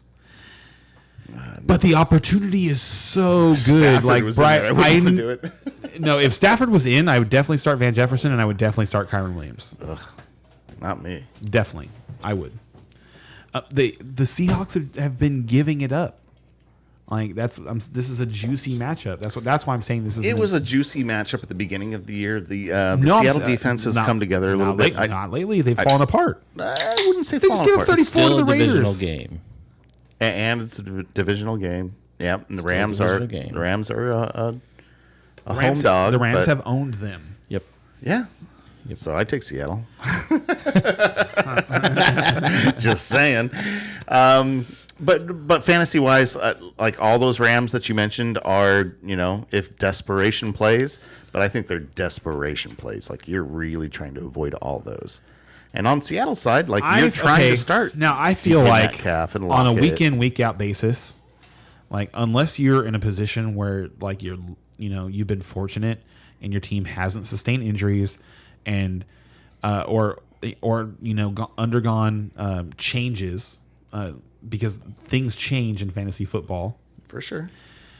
On a week in week out basis, you're probably have at least one iffy spot on your roster, and Not that iffy. Like, you've got like 4 of them. dude, like those guys, like all the Rams that you named, those guys aren't coming anywhere near my starting roster on any of my teams. So On any of them. Kyron Williams, Van Jefferson probably shouldn't. No, he's more of an interesting DFS play, but Kyron Williams should because he's a running back that's probably going to see between 15 and 20 carries. He should. Have we seen that yet? How many carries did he get last week? 11, and he had 5, and that's it was 11 and 5. highest. I think it was 11 and 5 catches. Okay, So you're assuming a lot. I'm not really assuming that much more. I'm assuming that he's going to absorb the rest of the workload and that he's going to be in a more positive game script this week, where like there's just more opportunity for him to. But they're like, going to be. touch the football. Odds are the Rams are going to be losing. So how is it a positive script for him? I mean, Oh, well, I don't mean positive script in the sense that they're going to be winning. I mean positive in the sense that they're going to be able to move the football. They weren't really able to move the football last week. Kansas City kind of stifled them. Kansas City's a much better defense than Seattle is. so how many points do you think the Rams score this week? Oh, 13. But what I'm I saying was going is, to bet you over under like 17 or something. I was like, let's go, buddy. But what I'm saying is that Kyron Williams is a run, like we've talked about this. A running back that gets 15 to 20 touches is basically an auto start. But he hasn't done that yet. Not Okay. That's why he's not I an auto start agree. yet. I agree. That's why we're having this discussion. That's why Fair I'm enough. saying that this is an important fantasy game because Kyron Williams should be on everyone's radar. Like if Yes. anybody who doesn't have more running backs than they can start every week Yes. should be watching Kyron Williams. Yes, and I've been watching him all year. That's all I'm saying. Kind of hoping. That's yeah. all I'm saying. But also, Bryce Perkins runs the ball so much that if he just gets a little competent in the passing game, he becomes a really interesting start.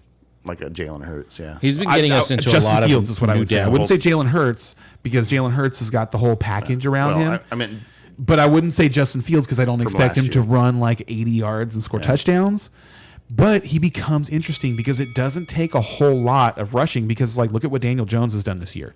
Daniel Jones has been a very serviceable quarterback at multiple points this year, mostly based on the fact that he runs the ball for 45 to 50 yards a game. That really matters. So if Bryce Perkins, like, if he figures some stuff out and starts to be able to move the offense and they start to score a couple of touchdowns a game, he becomes really interesting.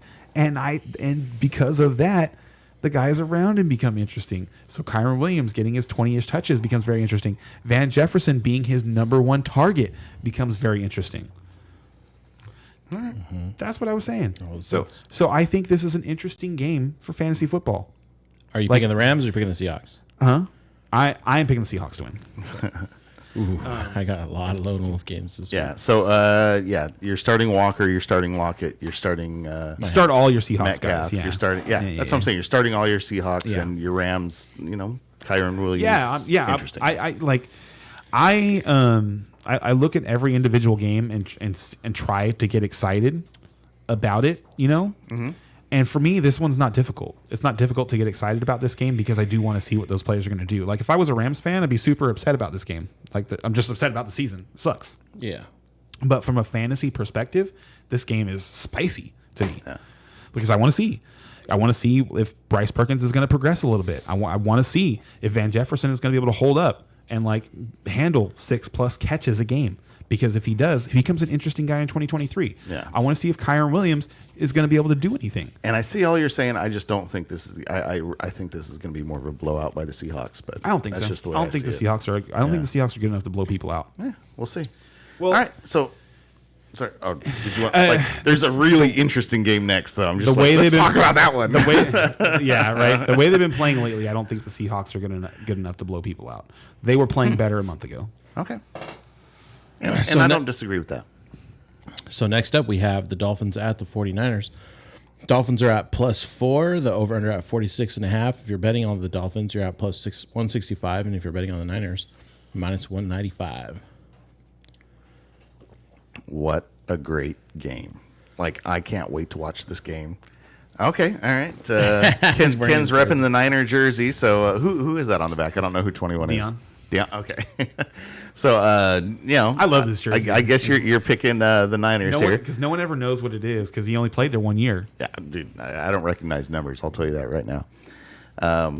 But, dude, Deion's got to be the most famous 21 that ever played. I think.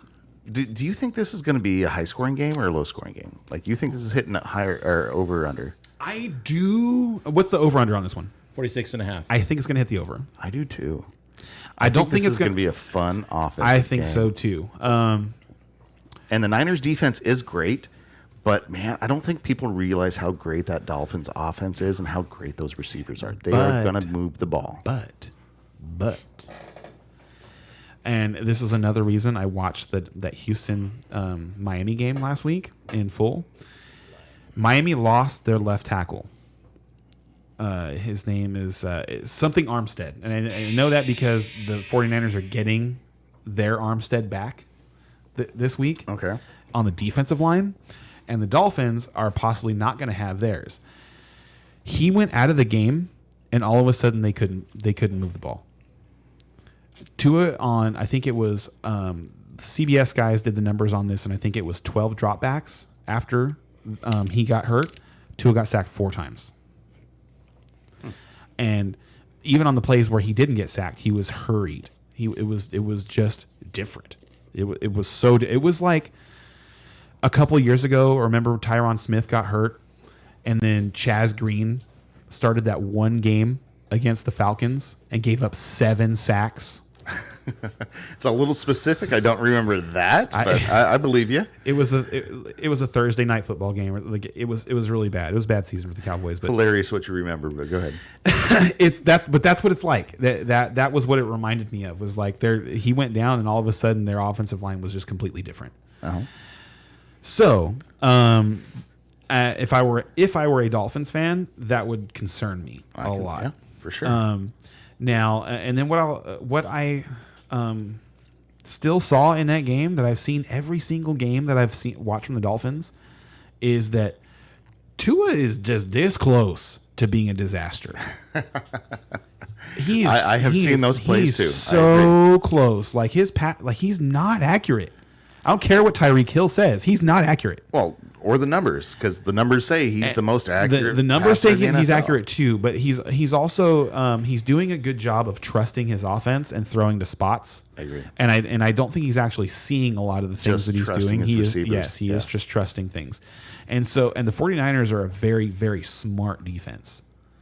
So it would not surprise me at all if they were able to fool Tua a couple of times and the plays that he's gotten away with where the ball goes high and bounces up and no one comes down with it.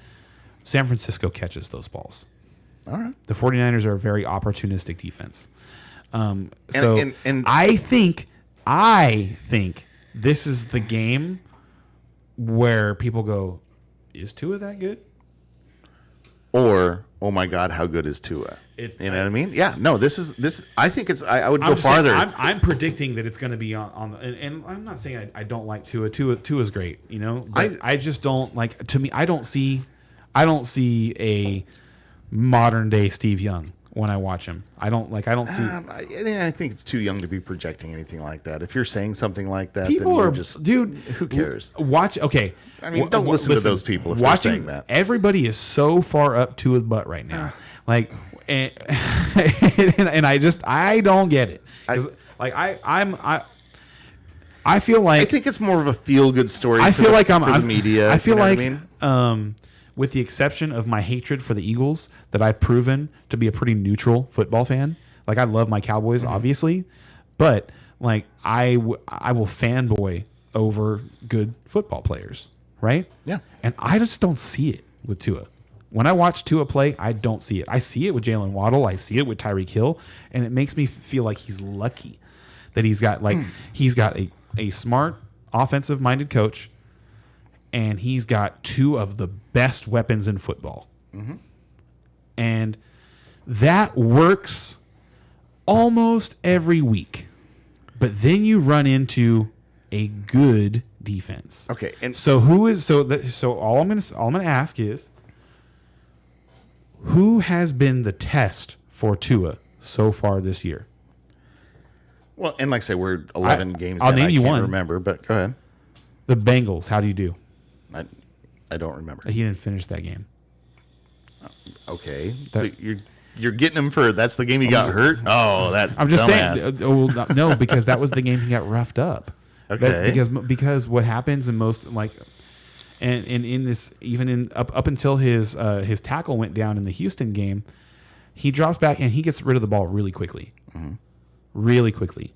They've got guys running open constantly. Like their offense right now, sometimes their offense looks like the 99 Rams, where it's just like he's throwing the ball to whoever he want. Like you don't exactly know who's going to score, but you just kind of expect them to score because there's so many people running open all of the time. But when you put pressure on him, it's different. It's a little different because he's 6 feet tall. He's not big. So if you take him off of his spot, he has to readjust.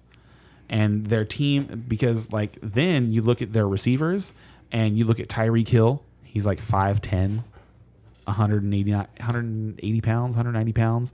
And then you look at Jalen Waddle, who's right at 5'11" or 6 foot. So when you put him in those situations, it's a little more difficult for him to be successful. And that is something they haven't done this year. They haven't been forced to do that very much. They've just surgically taken people apart. Okay, well, and it's been 11 games, so I would dispute that a little bit. But honestly, the biggest thing is that I think you had it right earlier when you're saying that this is a huge test. And I think this is a huge test for Tua, but not just for Tua. I think for the Miami Dolphins, this is a huge test. And I think for the Niners, this is a huge test. I disagree with that. Now, look, here's the thing. I have all the of a sudden... 49ers are a seasoned team. They don't care about the Dolphins. Since McCaffrey has come to that team, the thing is that they're 7-4. They have 4 losses. And so if going to 7-5 is a big deal for them in their playoff schedule, I agree they're still going to make the playoffs because their team is that good.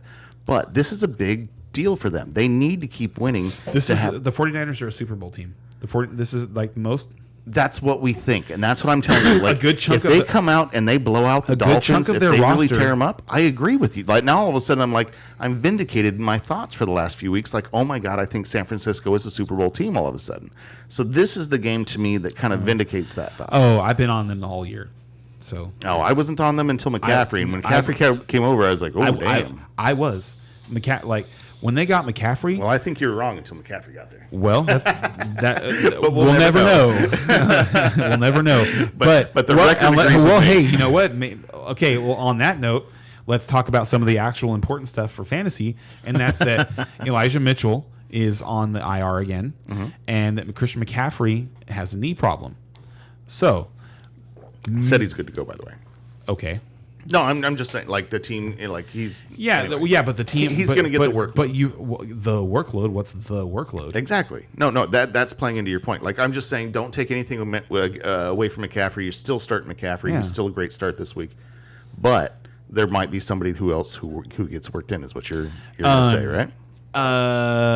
Well, the reason I brought that up is because we said we may never know, and it's like, well, it's Christian McCaffrey, so he's always just like a couple of plays away from being back on the shelf.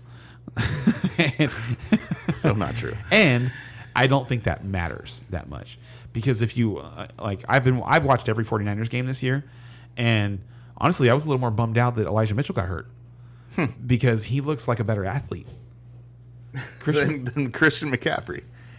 That's a spicy take. Christian McCaffrey is a talented football player. He is a great football player, but he's not overly fast. It's not like he's particularly. It's not like he's strong. It doesn't seem like they've been unleashing him. He plays really hard, and he's really smart, and he always catches the ball. His hands are glue. That's why Christian McCaffrey is special. It's not Christian McCaffrey. I don't think has ever blown anybody away with his moves. I don't know, dude. I've seen him do some amazing things. I've seen him do some things where it was like that was really resilient, like where he's flipped over guys and maintained balance, where he's taken a hit from a guy and not gone down. But I've never seen Christian McCaffrey really leave guys in the dirt or break guys' ankles or throw guys off of him. He doesn't so to me, he's not the fastest, he's not the strongest, he's not the quickest, but he's still the best. And you'd rather have Elijah Mitchell? No, I'm just saying that I was a little more disappointed because I think that the 49ers offense runs I didn't think they needed Christian McCaffrey. They did if they were going to make a Super I Bowl don't. I run. disagree. I disagree. I wish disagree. we could vote more of that. I wish we could. Man, too. I wish we could. They were my Super Bowl pick out of the NFC before the season started. But they were 4-4 before I'm they got saying they McCaffrey, were right? my Super Bowl pick before the season started. But they had some things to get through. And San Francisco, like I think they had a really good record the year they went to the Super Bowl in 2019. But last year they were inches from the Super Bowl, and they barely snuck into the Yeah, playoffs. they were just getting it together. Yeah, Were they 9-8 last year? I don't remember if it was 9-8 or 10-7, but It was one of the two. Yeah, it was right in there. Yeah, I agree. and they were, if I'm not mistaken, they were right in it with like 4 teams in the last week to make the playoffs. Like they earned their playoff spot in the last week. I don't think that matters. This is a really confident football team.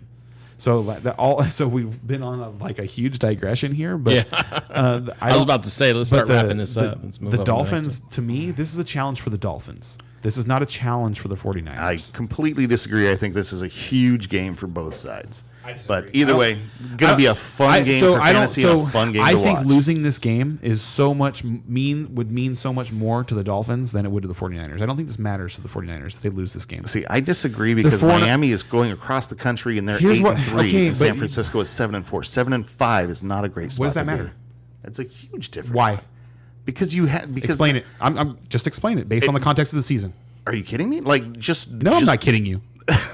7-5. Is still first in their division. Okay, is it still first in their division? Yeah, that explains how much you know. Oh, jeez. No, I'm telling you, Like 7. Yes, you're- that's what I'm saying. It doesn't. Here, listen. So you're saying that San they're going to be Francisco- listen. 9-8 and go into and they're cool? Like I don't know, man. Like I They don't- could be because they don't care. They don't care. They'll go play you anywhere, dude. They went and they beat the Cowboys in Texas. They went and beat the Cowboys in Texas. Then they went and beat the Packers in Lambeau in back-to-back weeks last year. They don't care, dude. They don't care. All right. This is a championship football team. Okay, and I've been saying it And since we're they trying got to McCaffrey, see so I'm gonna if have to agree this week. That's just not fair. That's totally a completely fair. unfair statement to that team. How? How? Based on what? We got to move on, man. This, We don't. this No, is we taking don't. way too We much don't- time. Based on we move on to what? The next game. The next great game. There is Yeah. a next. There is. I next know. great game. Yeah, it's going to be wild. Probably Like, that too. Okay, so to me, the Dolphins are nobody. They've been nobody. No, They've been nobody until this year. They've been nobody. Of the two teams, the Okay. Dolphins is The the controlling 49ers team. are an established Wait, football what? team. The 49ers before the season started, the 49ers were a top 5 team in the NFL power rankings put out by NFL.com. And the guy who does the NFL power rankings, I have a lot of faith in his opinion.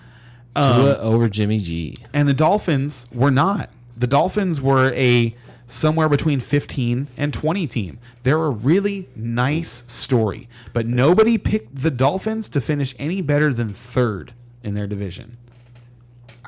Okay, everything that you said just means nothing to me. But let's move on. Like we have a really great question here. Like you just spouted a bunch of stuff that doesn't matter. So I'm going to go ahead and pick the Dolphins on this one. Okay, cool. I'm gonna have to take the Niners. Like I think they're that good. But I After think all this that is- arguing, he picks the Yeah, Niners. seriously. Okay. Like, how do you not pick the Dolphins after all that? because they're on the road going across the Seriously. Oh my God. country. They're going. I said Oh this is my going to be a good God. game. You and- almost have to pick the Dolphins.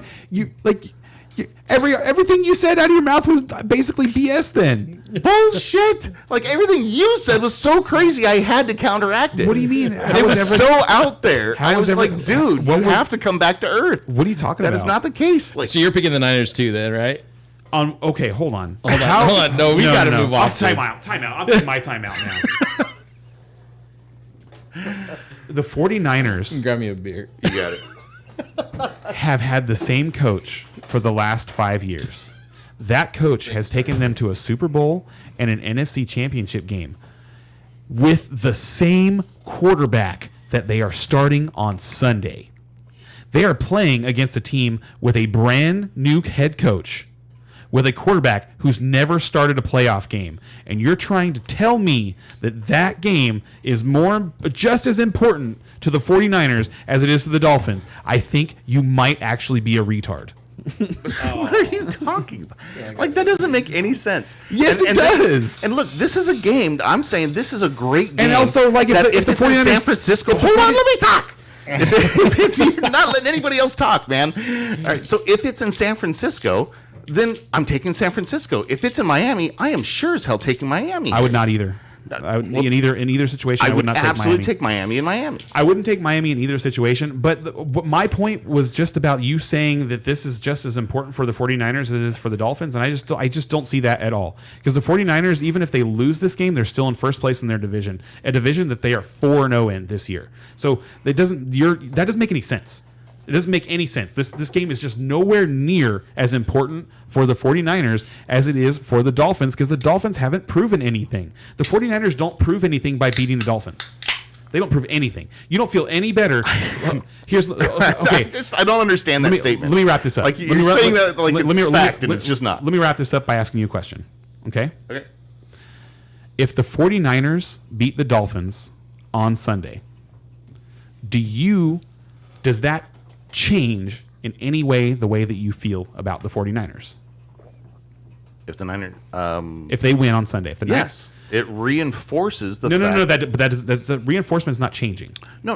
Like, Reinforcement's not changing. A reinforcement is a reinforcement. That doesn't but change. I'm saying it changes in my head. Like, I've right now, like, I am already this said- sure. I'm, let's say, 60% sure And that you they're think Super that- Bowl, and you think 70% that- sure and that you're they're saying Super that Bowl you contender. think them beating the Dolphins this weekend, Depending on how they do it, you- absolutely changes how I feel about them. It really does. it changes nothing for me. Well, there you go.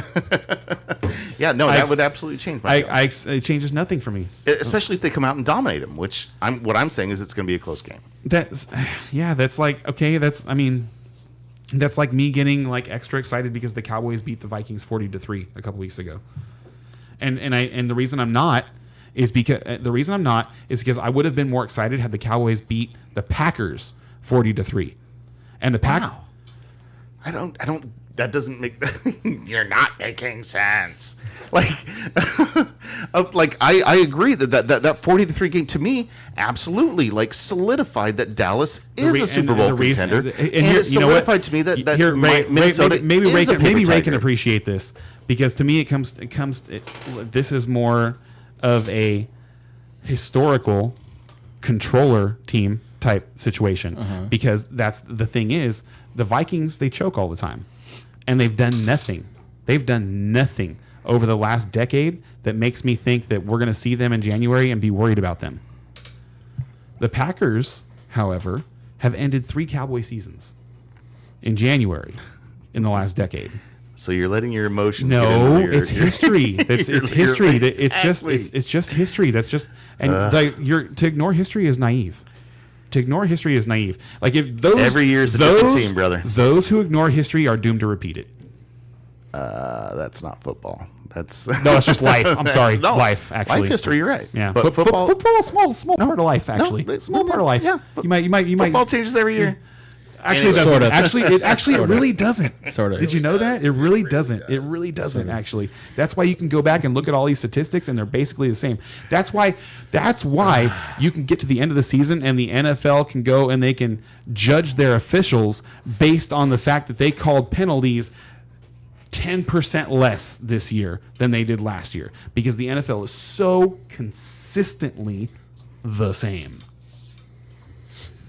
So next up we have Kansas City at You hurt my Bengals.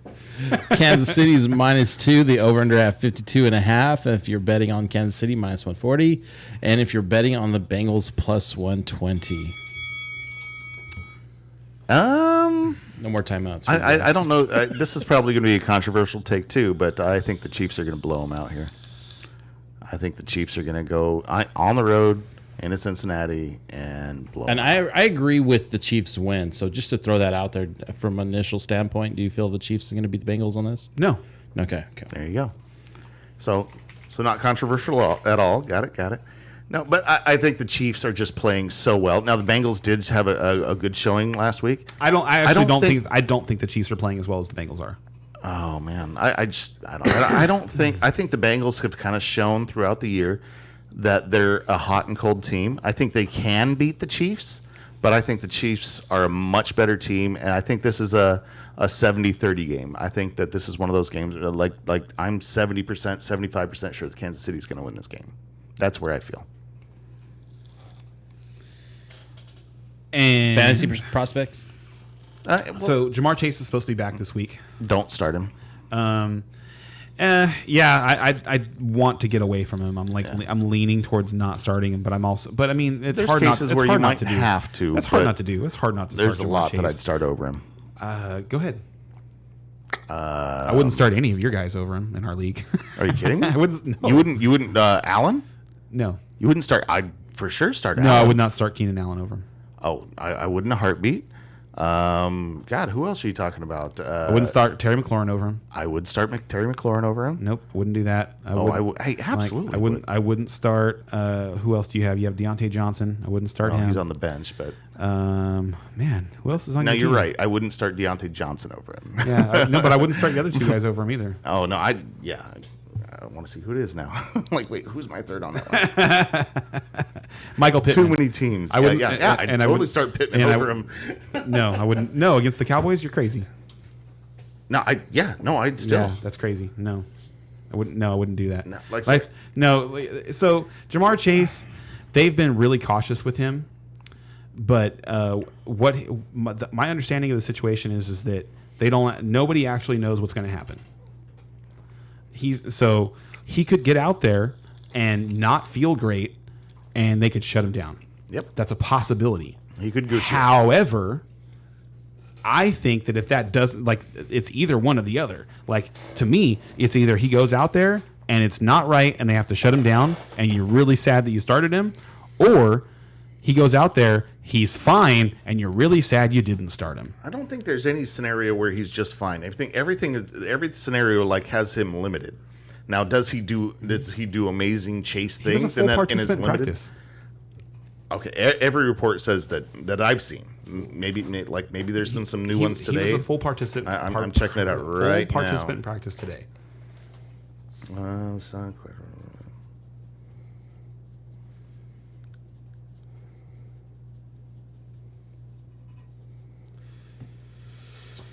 Yeah, see everything I read about how they're, dude, he is going to be limited. The Kansas City side, it's really just hard to pick, anything other than Mahomes start Kelsey and Kelsey. and start. Yeah, I wouldn't be excited about Pacheco this week. The Cincinnati defense did a really good job shutting down Derrick Henry last week. But Kansas City different is a different scenario though. animal. But yeah, I mean you can start Pacheco, but you're not excited about it. Like he's a possible flex play for you. But really, there's nobody else on the Chiefs side you want to start. But you're super excited to start Mahomes, which is hilarious because he's probably going to throw 3 or 4 touchdowns. And I mean, it's just a matter of where they go, and there's no way to predict it other than Kelsey. Yeah, it's just a matter of whether or not the Cincinnati defense is going to be able to put pressure on Mahomes, if they're going to be able to get to him or not, because the back half of their defense has not been playing that well. So my expectation is this is going to be a shootout. And I expect Jamar Chase to go out there and be fine. That is my expectation. I am weary of starting him this week, but based on what I've read, and I've been paying attention to this for weeks, they've been cautious with him. Had they been in a playoff scenario, he could have been playing, and he's as 100% as they can expect him to be. Did you take over or under on 14 fantasy points from Chase? That's difficult because Too close? Because I feel like that. Yeah, over under 11, I'd pick the over. So, a question: Tyler Boyd or Damon Pierce as a flex? Damian Pierce, because Tyler Boyd wasn't great last week. Tyler. And with it's Jamar funny Chase, because Tyler Boyd usually when one of those other guys are out, he has a great game, and that just has not been happening this year. It was, but the last couple weeks, Not the guy this who's year. been getting the ball has been Hayden Hurst. The first week that Jamar Chase went down, Tyler Boyd had a monster game. He was like 25 PPR points. I remember those games, but Chase played, but he went down in that game. And you're then, saying. no, the next game it was week 8.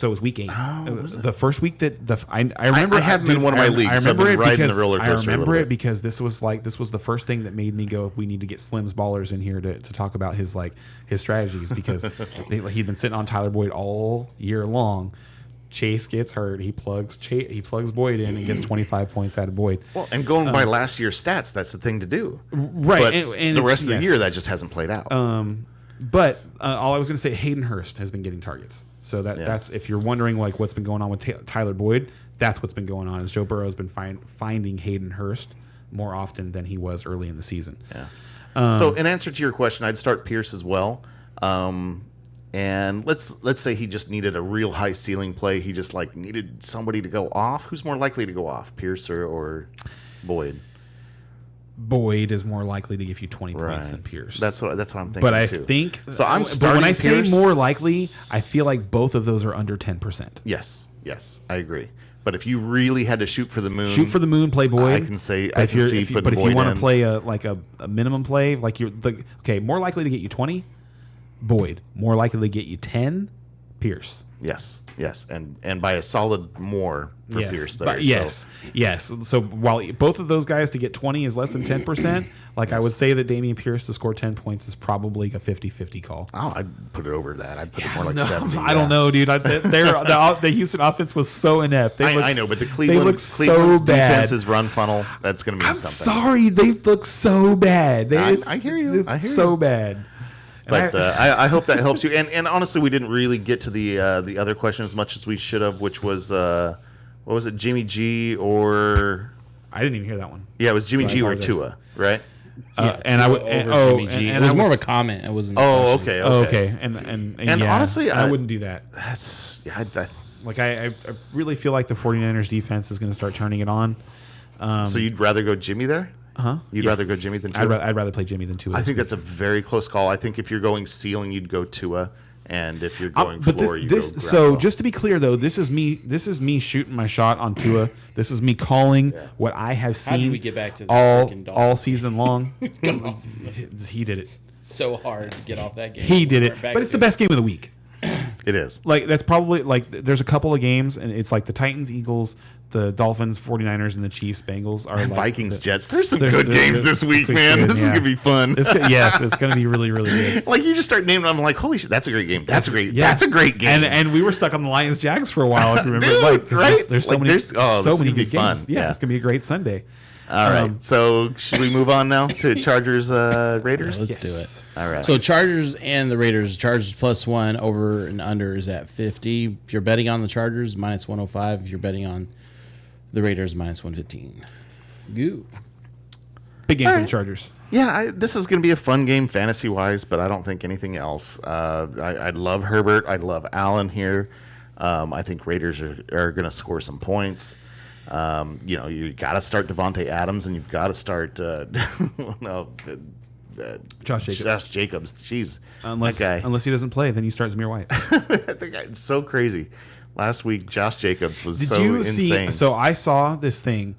It was a quote from Josh Jacobs.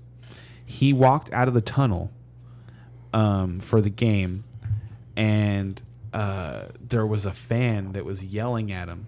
It was like the best team with no players or something like that, and just saying all kinds of stuff. And he was like, and the quote was like, "Thank you."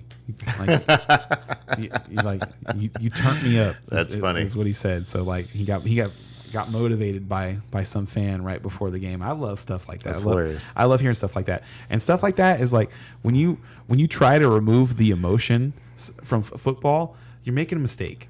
I really feel like you're making a I mistake. don't remove it, but I don't put as much stock in it as you do. I bring it to a lesser degree. But In fantasy football, there's a certain amount of that you can do that is good, but also I feel like the little bit where you want to reach up, and win. I feel like that's where it is. Is making calls like that and having an understanding of situations like that. Anyway, digression. Yeah, so Chargers are going to be great. Eckler's going to be great. I think this We whole talked game about is going to be Herbert great. out. Yeah. This is just because the Chargers can't stop. Who do you want to either. start on the Raiders side? So, Josh Jacobs for sure. maybe Adams for sure. Matt Is there anybody Collins. else? Matt Collins is a maybe. Foster Moreau is a maybe. I mean, so Foster Moreau. I'm sorry, Foster Moreau. You can start Foster Moreau. You should start Foster Moreau. you can start. You No, I shouldn't. think you should. Dude, he gets 30 yards every week. It's just whether he gets a touchdown or not. He's gonna give you he does do it though. He gives you 4 catches and 30 yards every week. 4 catches, and 30 it's like, yards. And if you and then don't you're have, wondering- I'm sorry, but if you don't have Travis Kelce, Mark Andrews, and is there any other name that you can throw out there? But if you don't have those two, Hawkinson has kind of moved up there for the rest of this year. Schultz, Dalton Schultz. He's moving up, yeah. Okay, so if you don't have one of those 4 guys, they're all dart throws. Yeah. So if you can tell me that you can guarantee you're going to get 4 catches and 35 yards, sign me up. That's a pretty low bar. I like to have a little bit more of a It's ceiling. true if you don't have one of those guys. But his ceiling is a And- touchdown. You know what I'm saying? So But that's the thing, though. Is you tell me he's going to give you a floor of 4 catches for 35 yards, and then he's got a good chance to score a touchdown. I'll take that guy. that's I can't- honestly to me you just described every tight end. Name- every tight end after the top 5. That's what I'm saying. So he's but the other he's ones, one of 10 names. So yeah, but okay. I mean that's fair. There's only 12 teams in a league, and everybody's got to start a tight end. Right. And so you've got your top 5 tight ends, and there's 10 names that you're like, meh. Yeah, and he's in there, and he's He's high one up of on those the, ten. he's high on the list this week for me. That's Okay. that's all I'm saying. Jeez, this guy's he's out to get me this week. I feel like. I don't know about that one, man. You know what it You're is? feisty this You know week. what it is? Are we all going Chargers? He's really upset that he lost his I am season long going bet Chargers. this week. Are we all going Chargers? Are you going Chargers? Not Ken? yet. I can tie that. Yes. I can tie. I can still tie. Ken, are you going Chargers? Yes. All right. Next up, we have Colts at the Cowboys. Everybody going Colts, right? No. Oh my goodness. Are plus 10.5. The over under is 44.5. Not enough. And it's not. It probably isn't. And if you're betting on the Colts, plus 410. If you're betting on the Cowboys, minus 520. So, Yeah. what I love about the Cowboys in 2022 is that when they come across teams where you expect them to pummel them, they do. I like that. Like that's that's a sign of a good team. I've been a Cowboys fan for a long time, and there's been so many times. seen this in so long. Well, yeah, seriously. There's been so many times where it's like we were supposed to beat a team, handily, and maybe lost in a close match, instead of winning that game. Or even if we did win, it was a lot closer and a lot more stressful than it should have been. And this year, they have not been doing that. Their defense has just been so solid. Like they've built this team around the defense. they don't and have you can they tell. just don't have lapses. The defense just shows up every single possession. It's awesome. They look good. So fantasy-wise, let's talk about some offenses. I mean, we're all taking the Cowboys here. We think they're going to dominate. It's just a matter of how much they win by. Can you start any Colts? I mean, this is a rough You game have for to them. start I think you Jonathan start Taylor. and you have to start Pittman. I think. You have to start Michael Pittman. But I think you can stop after that. We talked about this a little bit earlier. It was super interesting that Jelani Woods had 8 catches in the last game. Right. It was really because he's a freak athlete. He's like 6'8", 240 pounds, 250 pounds, or something like that. He's a big dude, and Matt Ryan was looking for him. So maybe that'll continue. Like Matt Ryan's not. But gonna, I mean, you're not starting him, and is he even in consideration as a dart throw in DFS? yes. Okay, so he's a DFS dart throw, is what you're saying. Yeah, that's what Okay, I'm that's saying. fair. I took notice of that. I've been watching these Colts tight ends for a while, waiting for one of them to kind of break out because Matt Ryan throughout his career has peppered a tight end. Like he made Hayden Hurst a name in Atlanta before Hayden Hurst left for. Actually, I shouldn't say. I think he came from Baltimore and then went to Atlanta and was good in Atlanta after Tony Gonzalez. Anyway, I've been waiting for one of them to emerge as like the number one. So maybe that's Jelani Woods, but I don't know. I wouldn't say that that's like super super interesting. I'm looking up how much Woods cost this week in DFS. It's just that like tight end is so bad that we're constantly watching these like middling tight ends to be like just hopeful that they become a spark in their offense and they become like an integral part of their offense, because there's literally 2 of them in the league that exist.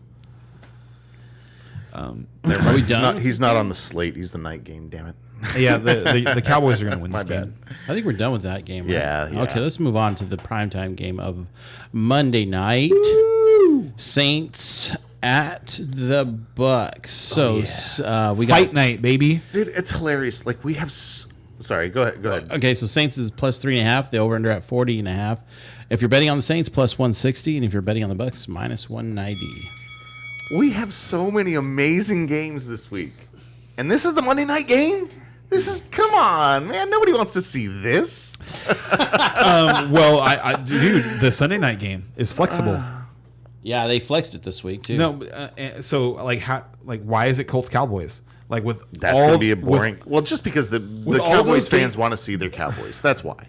well, There's a lot of Cowboy fans. well, it's not- before hey. before it was flexed, it was Broncos at know- the Ravens. Okay. they flexed the Broncos at the Ravens Sunday So night game. that makes out. sense. you say that, and you're talking to the Cowboy fan who doesn't like seeing his team on primetime. So, like, I would say that's not average. well, you know what? I actually I don't necessarily think it's Cowboys fans. I think people want to see the Cowboys fail. So I it's think the like, it's Cowboys more- got it's- flexed twice, huh? So it's more like watching the Yankees. I think he got flexed twice. I don't think Cowboys were. I think they got. They flexed out. They flexed out the Broncos, but they didn't was the Broncos flex them- Ravens? Yeah. Yeah. they didn't flex They should- straight to it- Cowboys. they They flexed should another have- team, and then they flexed again to Cowboys. Colts. Like it should have been the think the that's how it Jets and happened. Vikings. That's what they should have done. That should be the primetime game. Jets, Vikings, Miami, San Francisco, Like, Kansas City, Bengals. The only reason I don't mean, say Miami, San Francisco is because I think those teams have both been on primetime recently. Like, the But- games are just too good and too relevant. You know? What yeah, I mean? but you should be like, they shouldn't, in my opinion, they shouldn't be flexing teams into the primetime slot just to get ratings. Oh yeah, but that's what they're doing. But that's what they're doing. So businesses shouldn't do things just to make money. Yeah. Good point. I agree with you, but that shit's not going to happen. Well, That's not the direction the NFL's going, at least. Like thank- last hey, you season, know what? I had Hold like on. 3 subscriptions so I could watch whatever game I feel like. And now this season, it feels like I would, in order to do that, I would have had to subscribe to like 5 different platforms in order to be able to watch All the different any games, game that I wanted to watch. So it's obviously not. And then Apple TV is going to be thrown in the mix here pretty soon. And so now you're that's going to right, have yeah. like 6 subscriptions in order to catch whatever football game you want to watch. and I think that is a so all I'm gonna say is that it seems like a short-sighted business decision. Like it's like now. I want an option out it's there really to, be, funny to me buy how your like team's these ticket. how I these want like that. shooting fish in a barrel business decisions. Like I present like an alternate idea, and then you're like, and you just like you hit me with the the business bat in the face, and it's like, how is it like? Isn't it also possible that the business could grow greater, like if these other brands became bigger? Yeah, yes, absolutely. And you know what? If they would ever go long term, okay. So from in the business world, actually, I'll take a time out here. And from a business perspective, right? Japan is known for playing the long term strategy. Their business they're plan, risk-averse. their business plan model is something about 50 years. So, like for example, Toyota had a 50-year business plan in order to become one of the top companies out there as far as the car market goes. The American business plan is way different. They got way different point of views, and it's really just to satisfy the now Yep. within the 2 to 3 year 18 span. months. American business is 18 Yeah. months. If you And don't that- if I'm going to make an investment in you and you don't turn me the exact profit number that you told me you were going to turn in 18 months, I'm probably suing your ass. That's So just that's a American little- business. Just a little caveat. So back to the America. Saints. That's a great caveat, and I think that's a great way to look at And things. I look at things a little less from the American side. Like I've really Like I say, like I this is agree a side. with This is what you also a were little bit of a saying, sidebar just too. not that that's is like what's gonna you and happen. we'll have a conversation after the show's over about like politics and stuff like that. But that has really made me like have a better understanding of where mentally like where I align in business and political ideals, and it's definitely not American. Back to the Saints at Bucks. Are we Which all? is super interesting because I've never been anywhere else. Right. So how do I have these like internal ideas that don't jive with what we're doing here? There's in a America? lot of reasons It's we can Are talk we about are we it. split on this game? Or are we all going Bucks? What's going on here? I think the We Saints didn't are even so really talk about this game bad. because this game sucks. I know, right? Because So the let's Saints, just move the on. Saints just suck. No, Oh, yeah. let's not. Hold on. Let's give the Saints their due in terms of telling people about how much they suck. And like Alvin Kamara is just so disappointing this season. I'm so like I moved off of him in a couple of spots. Like in my dynasty league, I traded out of him, and in my work league on ESPN, I traded out of him, and I just feel like a genius. And I stuck with him in a couple of leagues, and I don't feel like an idiot yet. You but brave soldier, in you. 3 or 4 more games, I might. And this is another one that could be a little disappointing for Kamara. You still have to start him. I'm still starting him, everywhere I have him. Yeah, you can't sit him. And it's feel like to trade And him. I'm still starting Taysom Hill everywhere I have him. I want to talk about Taysom because he didn't have a good stat line last week for points, but I still love him rest of season. I still stand by everything I said last week. He had like 7 rushes. Last week was a He bad had matchup. 3 pass attempts. And also, he dropped a touchdown. He You dropped watched a that, touchdown. right? Like I swear to God, he I had almost- a catch. Like, I was gonna pause that. I was gonna take a screenshot of that and send it in the group chat, because it was right around the time that it was like becoming like confirmed that you were gonna lose your matchup for the week, and ours was over, and I was winning, and I was gonna. This is your season. This is Brian's season right here. Taysom Hill dropping this touchdown catch, and set up for success. Actually, but and you know yet. what? Honestly, like on that note, real quick, it wasn't just that. Like, did you watch the Bengals Titans game? Not much of it, no. So you don't know about what happened with Derrick Henry? What? When I say that, you have no idea what I'm talking about. Nothing rings a bell right So away. you don't know that he caught a 65-yard screen pass. Oh, no, and I then saw that, dropped yes. the ball. No, I very much saw that. Because it was I on love Red fantasy Zone. football so Yeah, much. because it's on Red Zone, and I'm watching. I'm like, yes, and my kids are looking at me like I'm worried. Oh God, Dad's going off again. And I'm like, no.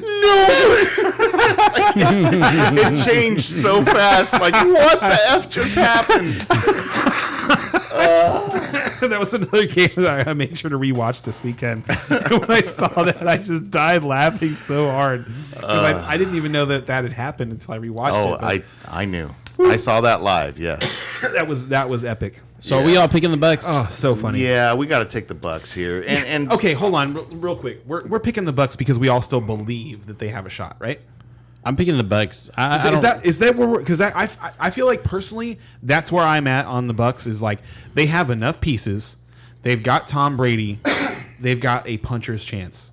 a puncher's chance. Yeah, they That's- have a low percentage. That's how we chance. feel Yeah. about them, right? Like Yeah. they're going to be in the show, and like in the playoffs. No, I don't feel like I feel like they have a chance to be in the playoffs. Who's going to win their division? who else is in the division? always forget to look. Saints. Carolina and Atlanta. Carolina and Cardinals are on a bye this week, by the They're way, so people. lucky. I forgot about that. My God, worst division in football. And you know what's funny? Yeah, no, and you you're know right. what's They're funny? gonna It's win like their so, division. and now you look over at the AFC East, and the Patriots are in last place at 6-6, and for forever that was like the worst division in football. Remember? Because it was like you could just it was 4 automatic wins for the Patriots when they played the Jets and the Dolphins every year. 4 automatic, Right. and it's like almost 6 because Yeah. the Bills too. Those teams were so bad for so long, and then Brady gets out, and and all of a sudden all of those teams are good. Yeah, it's really funny. And he goes to the NFC South, and all of a sudden, all those teams are bad. He's a really smart businessman. Knows what he's doing. He knows what he's doing. And So, yeah, we all take so the buck. sort And of, so right? how I mean, could you pick against him? he did lose all that money in anyway. Oh, and Bitcoin? and crypto. FTX, yeah. So are we ready to move on to Raiders at Rams Thursday night? Thursday night game? Yeah. Okay. So Oh, wow. What a bad game. so Raiders are -5 with the over under at 42.5. If you're betting on the Raiders, you're at -205, and if you're betting on the Rams, +175. This is a terrible game. What a dude. Yeah, I don't know. I don't know. You're still starting Williams. Williams is going to get a lot of the. I mean, the all work. you can say is you're going to start Josh Jacobs. You're going to start Devontae Adams. And God, Pollard, if you other can than find that, him. you're probably going to skip the Thursday night game and move on to Sunday. I'll watch it. I haven't. Yeah. I am gonna. The Rams are at home. Yes. I'm gonna pick the Rams, Ooh. and that is all that I will say about this game. Okay, I'm going to go ahead and lone wolf the Raiders. And The Raiders probably win. yeah, they're probably, who knows? Who So, cares, man? are- God, what an awful game. So go ahead and just run us through the fantasy prospects of this, real quick. And that's what I'm saying is there's not a lot. Like Josh Jacobs, he's been so on fire that if he's playing, you have to play him. And Devontae Adams is absolutely amazing and getting an incredible target share, so you can't go away from him. But there's really nobody else on the Raiders you want to play, with the possible exception of Mr. Moreau there that we were talking about earlier. But like I say, that's a very unexciting, and that's just a kind of like, well, if you need to kind of thing, like you can. And on the Rams side, like we just talked about it a minute ago against Seattle, I think it's kind of this. Even with the Raiders being such a bad defense, like with Perkins in there at quarterback, like you don't know what's going on at You gotta running just back. gotta, you kind of just got to give it to Williams. Like you're gonna start Williams because he's just taking the workload right now. I even picked him. We I think hope. in our DraftKings. okay. He's pretty cheap right now.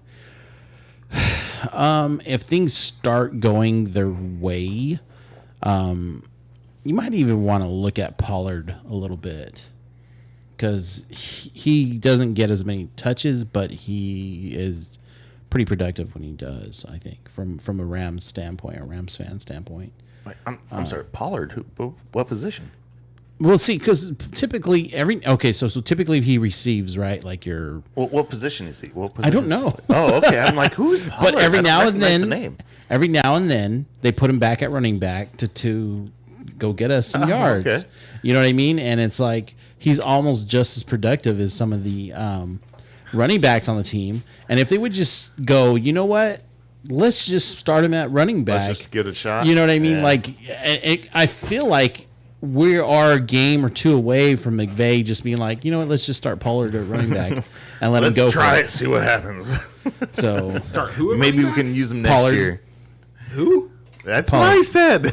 he receives. He receives sometimes punt returns and he receives sometimes kickoff But he's returns. been getting a and couple every of now carries. and then he'll get a touch at running back. And when he does, he Powell? seems Powell, yeah, I Powell. think Powell. meant- okay. I don't know why I said Pollard. So yeah, Yeah, he's an electric player. So yeah, that's funny. And you know what? Last night the Patriots put their punt returner in on offense. His first offensive snap, he catches a wide receiver screen and houses it. So Awesome. if you got now's the some, time like, for Rams to start trying to do shit like that. if you've got players who are talented with the football in their hands, you should be finding a way to put the football in their hands. Yeah. Yeah. You saw that Kavonte Turpin won the Angry Runs Award. I did not see that this week. I was like, who is Turpin? He's 5'8", 165 pounds. What? Who does he play for? The Cowboys. What did he do? Like, He made the team because he returned 2 kicks for scores in a preseason game this year. Okay. and he's been good. Like he's been a very good kick returner. I've been, like very happy to have him back there. Just one of those guys, you're not sure what you're going to do with him. Man, he's just too talented to let go. Yeah. Exactly. That's That's exactly what's going on. And then and obviously he's a good football player too, because like now his winning of the angry run torch, the scepter was like whatever. Like it's definitely not the Chaka, It's we'll get to probably your going to be question here in the a worst second. angry run of the year, but it was super impressive because of his size. He's 5'8", 165 pounds, and a safety came barreling down on him, and he hit the safety, and the safety went backwards. nice. So we got a couple YouTube questions out there. I think we're Excellent. good with this Raiders game. Oh, yeah. Fields or Herbert this week? Ooh, that's a good Herbert. question, I Herbert. think Chaka's a first time YouTube question. Yeah, that's a really good question. I'd say Herbert, even if there was no questions about Fields' health, but there are questions about Fields' health. Man, so he's just that a- makes it completely easy to me. Like, you have to go Herbert there. I need a beer when you get a chance. You got it? I think this is another one of those like we were talking earlier. We were more likely to get you 10 points was going to be Damian Pierce, but more likely to get you 20 points was going to be Tyler Boyd. This is a similar situation. It's like more likely to get you 25 points is going to be Justin Herbert, but more likely to get you 40 points is going to be Justin Fields still. And while I'm not, and it's a low percentage. It's a low percentage for either of those guys to hit 40 points. I would still say it's higher for Justin Fields. And I would agree that it's to get 40 points. You're right, Justin But Fields. 25, But which is what you want. I would say 30. Even 30. 30. I agree. Even 30 30 points, Even 30. Herbert's gonna get it for because you. I think that's where Herbert's at. Yes. Like I said this earlier. Like we were before we got on. Tonight. Herbert to me is the number one quarterback rest of the season. Okay. So, we both agree Herbert.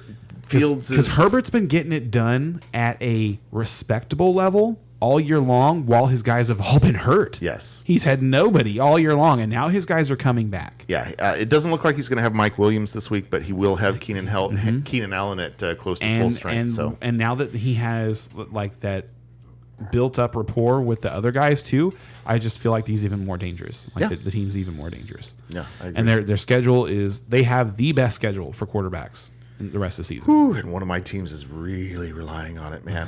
I've got the Allen Herbert connection that just like I'm 7-5. I tried to get Allen from you. Like I didn't try hard enough, but I wanted to get Allen from you. Yeah. Like I wasn't as like committed to the idea. Like I'm still not like sold on Keenan Allen, but like I wanted to pair him with Justin Herbert because I For wanted sure. to have a Herbert target because I just believe in Herbert that much. Yeah, You know I what agree. mean? And one of my leagues, man, I'm really relying on him here at the end of the run.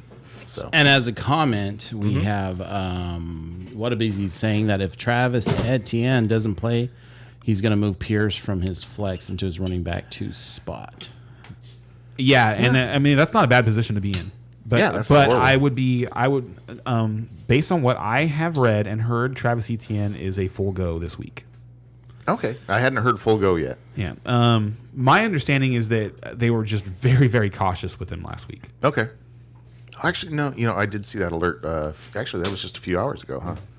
I was at this afternoon. I think actually for me, it was something I heard on ESPN yesterday. Oh, okay.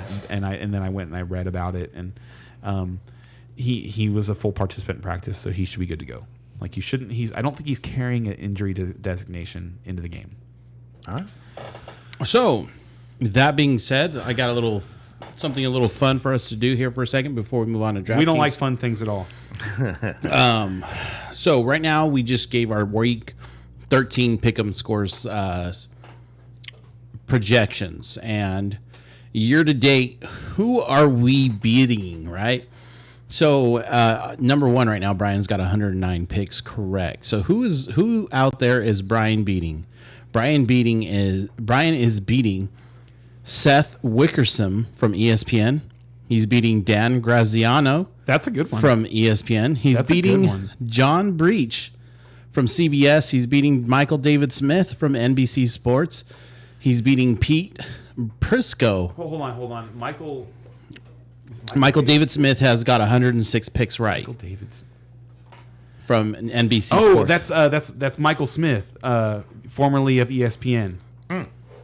He's beating Pete Prisco. He's beating DraftKings. He's beating DraftKings. He's beating FanDuel. He's beating USA Today, Jarrett Bell. He's beating College Football News, Nick Shepkowski, Brad Castranovo from Gridiron Experts. He's beating Mike Clay from ESPN. Mike Clay. Hey. Mike Clay's my dude. He's beating Will Brinson from CBS. And me and Ken have tied Will Brinson from CBS. And now who are me and Ken beating? Me and Ken are beating Will Brinson from Jeremy Fowler from ESPN. Take that, Jeremy Fowler. We are beating Gridiron. That's a good one, too. We're beating Gridiron Experts James Breyer. We are beating Yahoo Sports and Yahoo Users. We are beating Mike Finelli from FF Faceoff. We're beating Jason Law. That's actually awesome. Thank you for this. I didn't. Yeah. This is fun. I like the ego boost. Yeah. We're beating Jason Law. Yeah, because we're not out here like trying to like looking at all these guys, like what they're doing. I have no idea what their predictions have been for the year. You know, Right. we do this based on what we think we know. You know, Yeah. so that's really cool. That is really cool. And we're beating Jason La Canfora from CBS. We're beating Jason Reed. Really good, dude. We're beating Jason Reed from ESPN. We're beating Jeremy Moss from College Football News. Let's see here. Let's read off. Jason Lockenfora. That's pretty good from NFL Network. Let's see here. Let's read off a couple more of these ESPN guys. We're beating Dominique Foxworth from ESPN. He's good too. FanDuel, we're beating Brian Pierre. Now, at this point, we are 25 games ahead of everybody else. That is of significance to read about. So that's right. Who's beating us? Who's at the top of this cares? list? Hardly Let's go to the top of this list. We want to know. Okay, so the top broadcaster right now is Jamie Eisenberg Jamie's from CBS Jamie is at good. 118. So you're 9 games behind that's him. really good, dude. To only be a one-off per week on Jamie Eisenberg, like less than one. Jamie's really smart. Oh no, dude! I know Jamie. Yeah, he's one of the best fantasy football players out there. And USA Today's Nate Davis is also at 118. Mike Florio from NBC Sports is at 116. So those are the top three experts. Where's Matthew Berry on there? Because he's been killing the NBC guys. Let on, me see. on Sunday night or not? Yeah, on Sunday Night Football. Okay. I think he's only gotten one wrong. What's his name? Barry? Matthew Berry, the fantasy football king. Yeah, no, he's good. I listen to him from time to time. He's You not listen to coming his up. new He's not coming Have you up. listened to his new show? Not as no. Listen to the new show, Happy Hour. Yeah. Oh, dude, I need to. What was the 2 weeks ago? You were telling me about a Oh, the podcast. CSS DFS ESPN. Hold So on. he's I need to get so Matthew Barry's not coming up as far as any So common he spells. probably doesn't pick all the games. He probably just picks Sunday Night Football Okay, so because he works for ESPN or for NBC now. So all right, so that is that. We can move on that's to really cool. DraftKings. Thanks for that, buddy. CFS, DFS. CSS Oh, CSS. DFS. Oh, we got a question. Who should be my flex this if this happens? Boyd, London, or Sutton? Ooh, Sutton.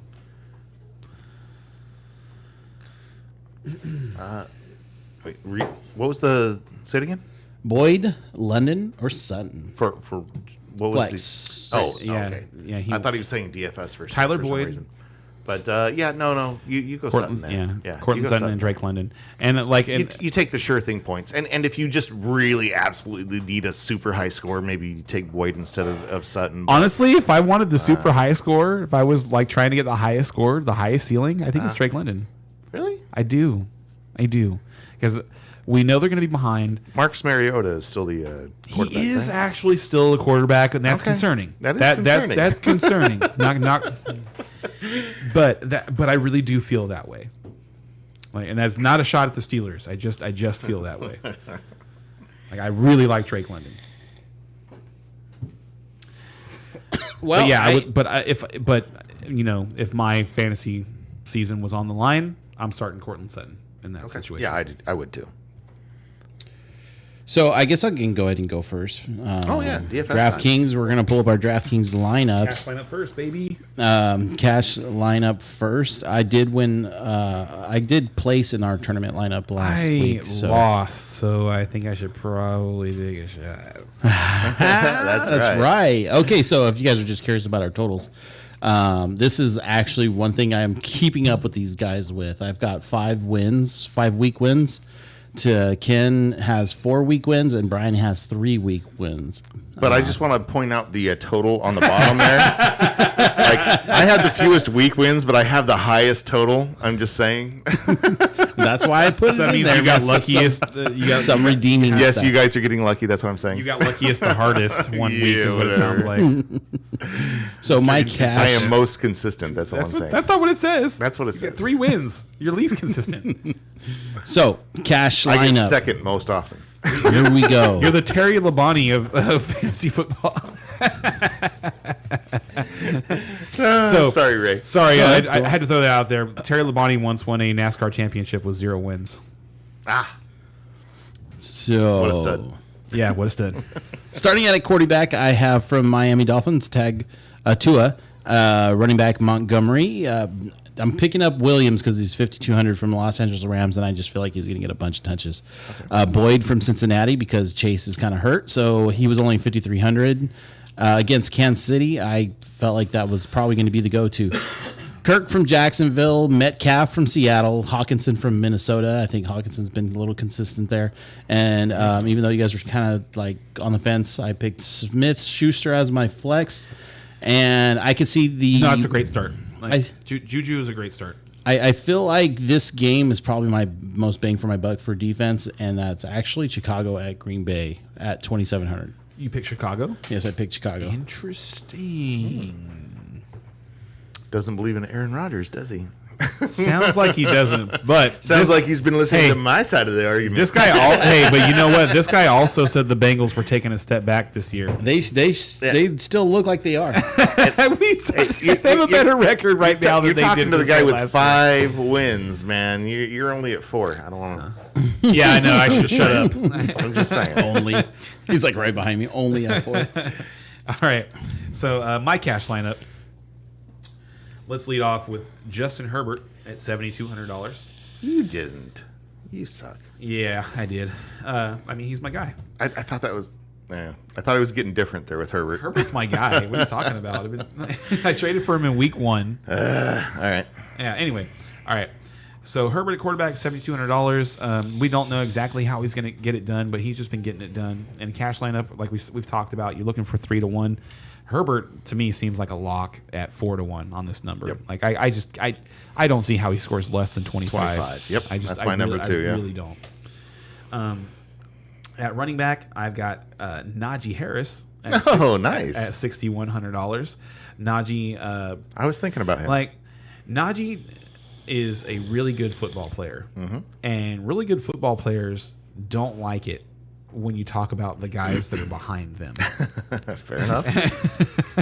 He's had a couple of really good games, so I imagine he's probably just going to be more motivated to go out there and beat the crap out of the Falcons, who've not been very good. So yeah, I like at $6,100. He just like you said. My only concern about him is that abdominal injury. Like, I just don't know how I don't bad worry it was. too much about that. And- With and running backs, I don't worry tend about to stuff like agree. that. I'm with you. Like He's leg come- injuries with running backs are what you Yes. worry about. Yeah. Agreed. And so I think that his $6,100 number is like if he scores a touchdown, you're in the money. And I just this like he's had a couple of touchdowns stolen from him the last couple of weeks. He to me.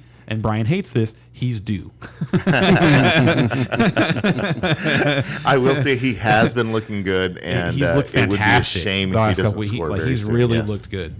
At my other running back spot at $6,200, I got David Montgomery. Yep, good spot. Yeah, the Packers just gave up 300 yards rushing. In case anybody missed that, 300 yards rushing in one game to the Eagles last week. At wide receiver, we're gonna go revenge game. $7,800. AJ Brown. Cool. Started he an eagle. I love it. Already has a 3. You know that's going to bite you in the ass. I you know what? I was so disappointed when the Eagles traded for AJ Brown because I'm such a fan. I like him. I like him so much. He's great. And I hate the Eagles so much. But you know what? I can turn that off for AJ Brown. I can root for AJ Brown. Fair enough. As long as he's not playing against the Cowboys, I can still root for AJ Brown. So anyway, I feel like $7,800 was already kind of like a really good deal for AJ Brown, considering that Devontae Smith is hurt. You throw in the fact that it's the revenge game, and it could be a monster game. All right. This could be a monster game. At 6,000, got Tyler Lockett, Okay. Mr. Consistency this year. And at 5,300, one of my favorite plays of the week, Garrett Wilson. Yeah, that's the obvious play of the week. Yeah, he's just like he has been monstrous. He's that dude, and with And now there might be a quarterback to throw to him. I don't want to talk about that. We don't have to talk about why he's great right now. Like in terms of we just focus on Garrett. Why you got to bring other people down? Sorry. God, Positive podcast, my bad. Thank you. Unless we're talking about the Eagles, okay? But no, like I'm not ready to drop my Zach Wilson baton. To me, they're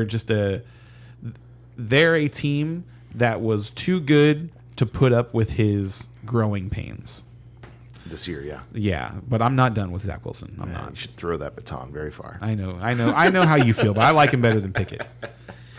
At tight end, $3,500 seems way too low. Hayden Hurst. He's just been getting it done the last couple of weeks. He's like at $3,500. He's gonna pay you, and then if he scores a touchdown, it's just like you're way in the money.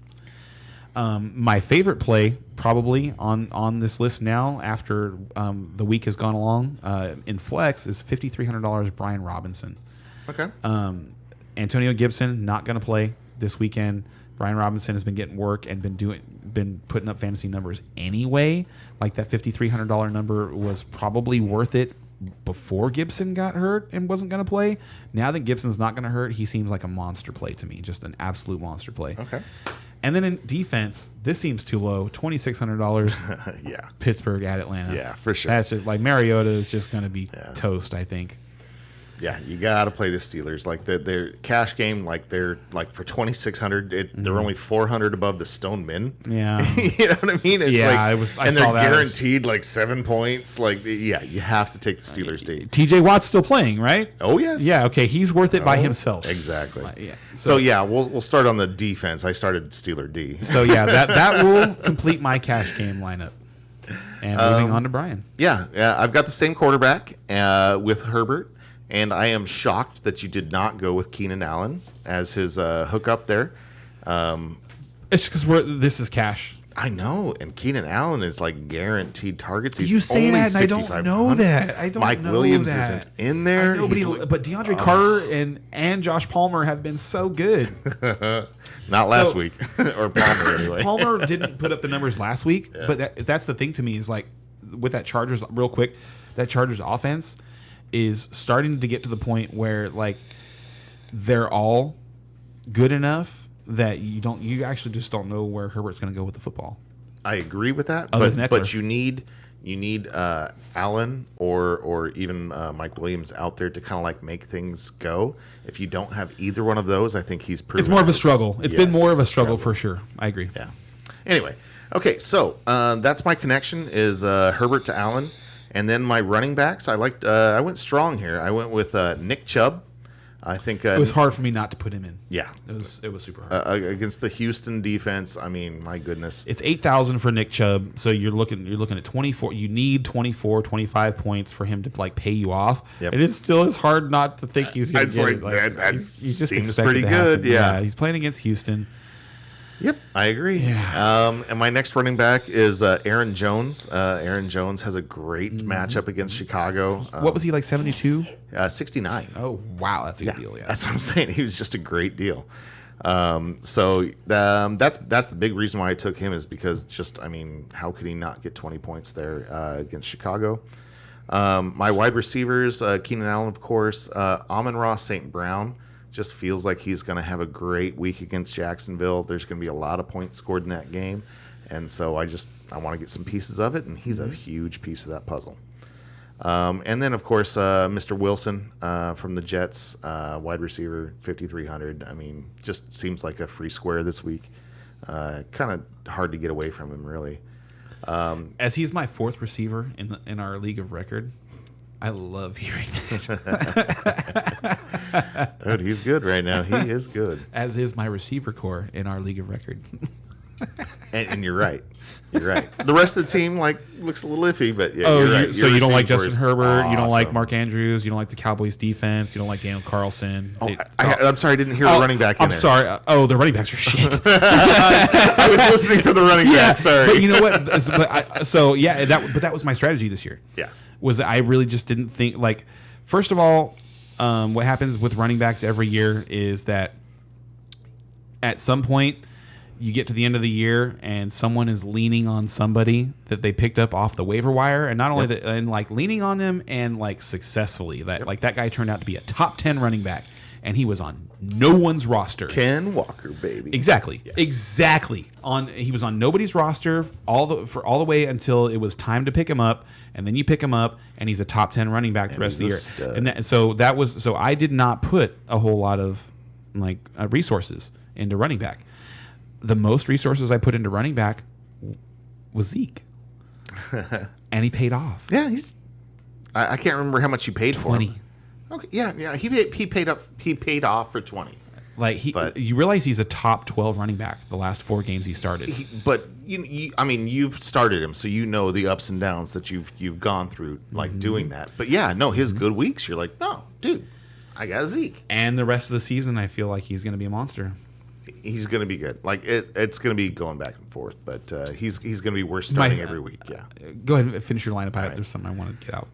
I didn't really want to finish my lineup. The last two, I'm like not super proud of. So I was like willing to like do a little conversation there. Sorry, we should have coordinated a little better. I could have just covered you. We could have gone into the cash line. My last 2 picks are tight end. I had to punt a little bit here. Once you get below, I think it's like 3,600 or so on tight end. Like, there's just nothing. There's about 6 or 7 people you can punt with. Yeah, so Foster Moreau's at 3,600, and then Hayden Hurst is 35. Right. Yeah, and then I think Evan Ingram is 3,000 this week.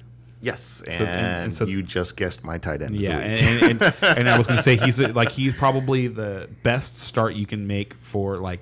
And the main thing, that level. and the main reason is because he's going up against the Detroit defense, which is absolutely horrible against tight ends. And we so expect him to be like the 3rd highest targeted player for Yes. the Jaguars And in a we- game that's going to have a lot of points. That's the biggest thing. But like I'm looking at all my tight end options, and it's like, well, this game has So- obviously got the highest total. I think that is going to happen, so that's the one I took. And then my flex is Sky Moore. So moving on.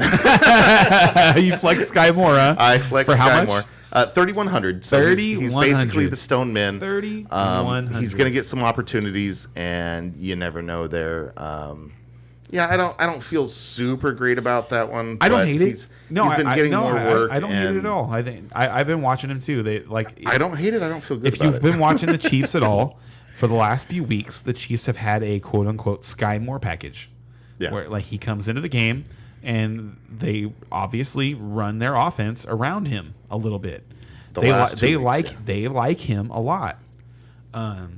So yeah, no, I don't hate that at all. In a game where you expect they're going to need to score points for $3,100, no, that's fine. Yep. There you go.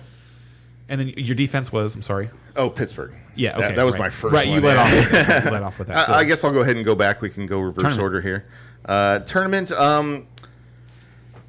As always, the tournament lineups are always just a little iffy, man. You're going through this going, do I really want to do this? But it's kind of what you have to do. Like I'm entering a big tournament here. So, when you're having to beat out 20+ thousand people, you got to get a little different, and you got to do something right and get lucky, and that's what we're going for this week. So, at quarterback, we are going with Trevor Lawrence. Again, that Jacksonville-Detroit game, I think, is going to score a lot of points. So Trevor Lawrence is on an upswing. Let's see if he can have one of those really great weeks, scoring 30 points or more. I'm sticking with Nick Chubb at running back because, I expect him to be great this week. I really do. he could be RB1. And going in that direction, the other guy that I think that could be RB1 is Derrick Henry. So I went ahead and put him in my lineup too. So with the savings, That's a hot take. Yeah, with the savings from Trevor Lawrence and Christian Kirk. How much was Trevor Lawrence? I'm sorry. 59. That's good. Yeah, and Kirk is only 663, and going against the Detroit defense. So you gotta love that. So I'm going to go back the other way with St. Brown on the Detroit side to make sure I've got a little bit something coming on the other side on that game. Wilson, Garrett Wilson, you just can't get away from it. 5,300, like that's just the free square. I did. Wow, Yeah. that's tough to do. We'll talk about it. At tight end, had to go with the Muth. The Muth! I don't know if you can see the shirt here, but the Muth will get Luth this weekend. I feel really good about that when I paid up at 4,300. I mean, that's not paying up a lot, but for the consistency that the Muth has been putting out there, I think Do you notice he's that still a deal at 43. Darren Waller and Dallas Goedert are still the number 5 and 6 most expensive tight ends on the Just top. in case. They might come back. That's how bad tight end is. I agree. That's how bad tight end is that a tight end that has basically done nothing all year long and is on IR right now is the 5th highest you could pay on DraftKings for a tight end. And you have to remember that going into draft season. Literally, and people use this word way too much, but this literally makes no sense. Yeah. and like I said, going into draft season, you have to remember that, guys. You have to remember that. It's so important. Tight end, if you don't get one of the top 2 or 3, Yeah, don't do it. just punt. Yeah, there's no. You'll figure something out later. Don't waste. Yeah, never waste a rounds 3 through 7 pick on a tight end. Don't ever do that. Yep. Don't ever do that. So I don't know if you were paying attention to my lineup there, but you might have seen some pretty high prices there. For some just to qualify that, I drafted Kyle Pitts a bunch this year in round 3. Don't do that. Don't do that. Like if you can't get Kelsey, like, and one of the podcasts I listened to this week was talking about 2023. Is Travis Kelce the number 1 overall pick?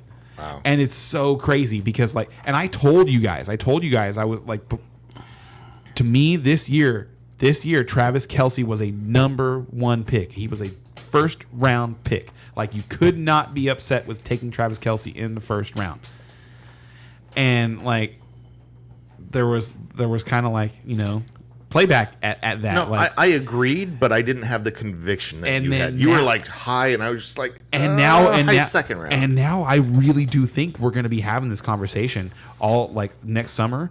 We are going to be talking about whether or not we want to take Travis Kelce number 1. And age is going to be a big part of that conversation. And it's the only question though. And that was the only question this year. Yep. All right, so we'll have that during the off season. Can't wait. All right, and like I said, I spent a lot of money in my other spots. If you were listening there, like I spent some cash, so I had to save some cash. He likes to punt. So He's a Steeler. He likes to punt. I went with the Titans at defense. Stone cold minimum, baby. I almost did that. I actually like them this week. Well, I dude, do. For 2,200, and they're That's the best minimum play I've seen all year. Absolutely, and they average Yeah. 7 points. Like Yeah. they're going to score some points. Because typically It's a the good team one. that's on the minimum is Houston, Right. or Cleveland, or like who else this year has been really bad on defense. Actually, none of the teams have been historically bad on defense this year. Just Houston. But It's been more matchup, but yeah. yeah, actually that's interesting now that I think about it, because there hasn't been a whole lot of teams that you just like, oh, we're playing against that team, we target that team on defense. It's really just been Houston this year. Like, Oh. no, it hasn't. You target their offense. Like, I'm kidding. now you target their defense. And now that 99's gone, oh my god, that guy is a freak. Anyway. All right, so Titans defense seemed like a value play, and then I only had 2,800 left for my flex. Oh boy. So I went with Isaiah Likely. It is Isaiah, right? I don't even know. Oh, it's it is. likely, I yeah. hate, dude. I hate that. Actually, I want you to change that so bad because because like if that comes to fruition, that hurts so many of my fantasy teams. Because that means something bad happened to Mark Andrews. no, probably. and honestly, I'm it doesn't. kidding, I'm kidding, I I'm think really that kidding. they're going to be utilizing both tight ends. I This week. told you I like him a lot. Yeah. Like and they like him a lot. Right. And And like I said, they they're gonna be don't running like next- their receivers at all. Exactly. And so I think he's got a nice little floor Yeah. for 2,800. Go ahead. All right. My cash lineup, I love. Actually, this is going to be really one of our most fun weeks. Like I wish this was our cash lineup and not our tournament lineup, because my tournament lineup is like the antithesis of yours. Okay. I have Jared Goff for $5,300. I've got Josh Jacobs at $7,900. I've got DeAndre Swift at $5,600. At wide receiver, I've got Zay Jones. I've got Amon-Ra St. Brown. And I got away from Garrett Wilson by playing Corey Davis for $4,100. Now, Corey Davis is has been very, very quiet most of the year. And hurt. He had more than 70% of the snaps last week. Elijah Moore had less than 50%, and Denzel Mims had less than 30%. They don't like Elijah Moore, man. They don't like. They don't like They him. love Corey Davis. They do. They love They do. I themselves some agree. Corey Davis. I agree. They were working him back into the fold last week. It was a rainy game. It wasn't a very good opportunity for him to get back on track. I feel like that's this week. It's a There's very gonna be high a risk, lot- high reward play. Yeah, I like and it. we're playing tournament. Yeah, no, that's what I'm saying. I like it. And he is my puntiest play on my tournament lineup for $4,100, and I feel very, very, very good about him. I think he's going to score this weekend. And he is like, so we know, like everybody is hot and bothered about Garrett Wilson right now. Yep. So what happens when they put coverage on him, right? Coverage is going to come off somebody else. So who's that going to come off of? It's going to come off of Corey Davis. It's not going to come off of Elijah Moore. It's not Denzel Mims. Don't worry about Tyler Conklin. The second pass catcher that you want this week from the Jets is Corey Davis. I like the theory. So I've got Corey Davis, Zay Jones, and Amon-Ra St. Brown at receiver. At tight end for $3,600, I got Foster Moreau. Fair enough. Not Moreau. Morrow. Now, I will always say Moreau. Not Moreau. He It's is not the island of Dr. he's- Moreau. That's who he is. He does not like that. I do. It's Morrow. It's Morrow. Okay. Don't care. It's Morrow. It's Foster Morrow. Whatever. Anyway, and then in my flex, at $8,500, I've got Austin. I just like doing that every once in a while. I was like, man, he's not spending any Yeah. cash. Okay. Austin Eckler at $8,500. So Austin. So my main stack is going to be Jared Goff with Amon-Ra St. Brown and DeAndre Swift. I'm going to stack against them with Zay Jones, and then my secondary stack is going to be Josh Jacobs and Austin Eckler and Foster Moreau. Wow, 2 running backs in the same game. That's a risky prop. Yeah, but it's Austin Eckler. No, dude, I get it because he's basically receiving. a receiver. Yeah. And Still risky, but I get it. Austin Eckler is never risky. It's crazy talk. And then for $3,000, I've got the Green Bay Packers defense. All right, spent up on Green Bay. So what a busy. We'll get to your questions here in a second. Are you done with that? I am all done. Okay, so my last, just kind of throwing it out there. We started doing the tournament games, like kind of like paying attention to them. Maybe like halfway through the season, maybe 3 or 4 games into the season. So we really haven't been tracking it. So that being said, I think I've maybe got a little bit of cash, maybe out of 2, 3, or 4 tournament lineups so far. So my tournament lineup is actually the opposite of Ken. I'm going actually Jacksonville heavy. So I'm going to start with Trevor Lawrence at Jacksonville, where one of my non players for the game is going to be Derrick Henry for Tennessee, and that's going to coincide with my defense. I'll explain that here in a second. But I'm also going with Swift from Detroit, Boyd from Cincinnati, Kirk from Jacksonville. How much was Tyler Boyd? Sorry. 5,300. Okay. Kirk from Jacksonville, St. Brown from Detroit, Ingram from Jacksonville, Allen from as my flex from the Chargers, and then my defense is Tennessee. And the reason why I picked the defense for Tennessee is one, they're cheap.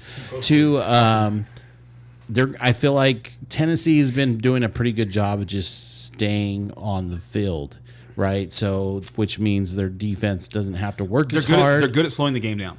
So- I said earlier they have done a really good job at bringing other teams down to their level. Yep. They are very good at slowing the game down. And that's a combination of And- using Derrick Henry to keep them And so- offenses and off the field. And I think it was a couple weeks ago they were playing the Chiefs in primetime, and Mike Vrabel talked about that, how important it was just to get a first down. Like it was like to him, I can't remember exactly what he said, but my takeaway was how impressed I was that he put such a paramount on getting the first down of the drive. That is very important to Tennessee's offense. Is making sure that they control the clock. Yep. They want to make sure that they take a certain amount of time off the clock and shrink the game. They want to make sure that they stay in the game, and they have done that week in and week out. Yep. And I don't think this will be any different. Like when I picked them to beat the Eagles, it's not because I think they're just going to like smash them anyway. It's going to be. I think it's going to be a close game, and I think the Titans are going to figure out how to win. That being said, let's move on to our questions Oh, yeah. before we wrap up easy. our night. First question: thinking of trading for a stud wide receiver, which running back should I trade? ETN, CMC, or Damian Pierce? I would trade Damian Pierce if I mean, Damian Pierce is the least valuable of those three, so I'd trade him if you can. But I mean, it depends on what you're trying to trade for. I mean, obviously, you're going to get a lot less for Damian Pierce than the other two. I don't think you're going like. to I'd get. be willing to trade CMC And his wide receiver one is Olave, and wide because receiver to two me, is like Metcalf. That's what I was actually So, getting at. Is I to me, think you can CM get a haul for CMC. I agree. And just the you could way probably get he's- more than he's worth. Exactly, because the way he's being put into this San Francisco offense, I think he is going to be a huge part in the playoffs and a huge part, like in their playoff run. But they're saving holding him back. Yeah, they're absolutely. I saving him. really get that feeling that they're Completely just agree. holding him back. They're using when they need it. And that was another point earlier when I was talking about CMC and talking about how I was disappointed that Elijah Mitchell got hurt, because I feel like they're not going to give him like you're not going to get the CMC experience that you got from Carolina. Like maybe in the actual NFL playoffs, Yes. but in the regular season and anything that has to do with fantasy football, I don't think so. I think you're right. I think they're going to hold him back. And they can. That's how. And that's how that good was their team is, That was yeah. my point in talking about how good they are. Is like I agree. I didn't think that they needed Christian McCaffrey to get the Super Bowl. So anyway, so I think you could trade him and get yourself a stud receiver and bring something back running back wise, if you wanted to do that. And he's thinking about targeting Devontae Adams. That's a good one. Yeah, that's a good one. That's a good one to yeah, if you target. get Devontae and a little extra. Yeah. It's just difficult to find. I think probably the hardest part is finding a trade partner right now, because you're either dealing with somebody who's also like they're chasing a championship, or you're dealing with somebody who's not paying attention anymore. Well, and that's the thing is this is really late. Like most leagues don't accept. I trades- still trades at have this my point, league, so- my work league, my ESPN work league. There's still people are still trading. Like Okay. someone traded Damian Pierce for Justin Herbert last week. I'm pretty pissed off about it. The team is like right behind me. They got Justin Herbert. You're gonna get that kind of stuff. Yeah, So- I get it. And that one's close. That's a close trade. But anyway, yeah, I would be weary about trading CMC away just because of how scared I am personally of Damian Pierce the rest of the season, and not because of Damian Pierce. Damian Pierce looks Because of that fine. offense. It's the offense. The offense looks so inept. They have a complete lack of confidence. Yeah, honestly, from what I'm seeing from your team there, I'd probably be willing to stand pat. But if you can get a great trade for either Pierce or McCaffrey, I'd go for it. That would be the way I Like- go. But like- don't let go of ETN. Yeah, and don't go for even value. If you think it's an even value trade, don't do Just it. don't do it. Yeah. Yeah, you're good with what you have. But if you think you can get extra value, if you think you can get a little more than what McCaffrey or Pierce is worth, then I'd go for it. Any other questions? That's it. We're all caught up. Yep, he's thinking about targeting Devontae Adams. Yep, we're all caught up. So, thank you guys for joining us tonight. Ken, you want to spit we out? are running out of weeks to do this way too fast. Dude, it's going quick. It really is. Yeah, and I mean, thank you to everybody who's been with us. You know, like Absolutely, we really, really, really appreciate it, and it's been a lot of fun for us doing it. You know, And Wadabeezy, man, thank you for being out there all Yeah, the time. you're I the think man. Juan's out there a lot too. Yeah. Yeah. Thank you guys. That's it. We'll see you guys next week. have a great week, guys. Crush it. See Get them ya. playoffs. Peace. Playoffs.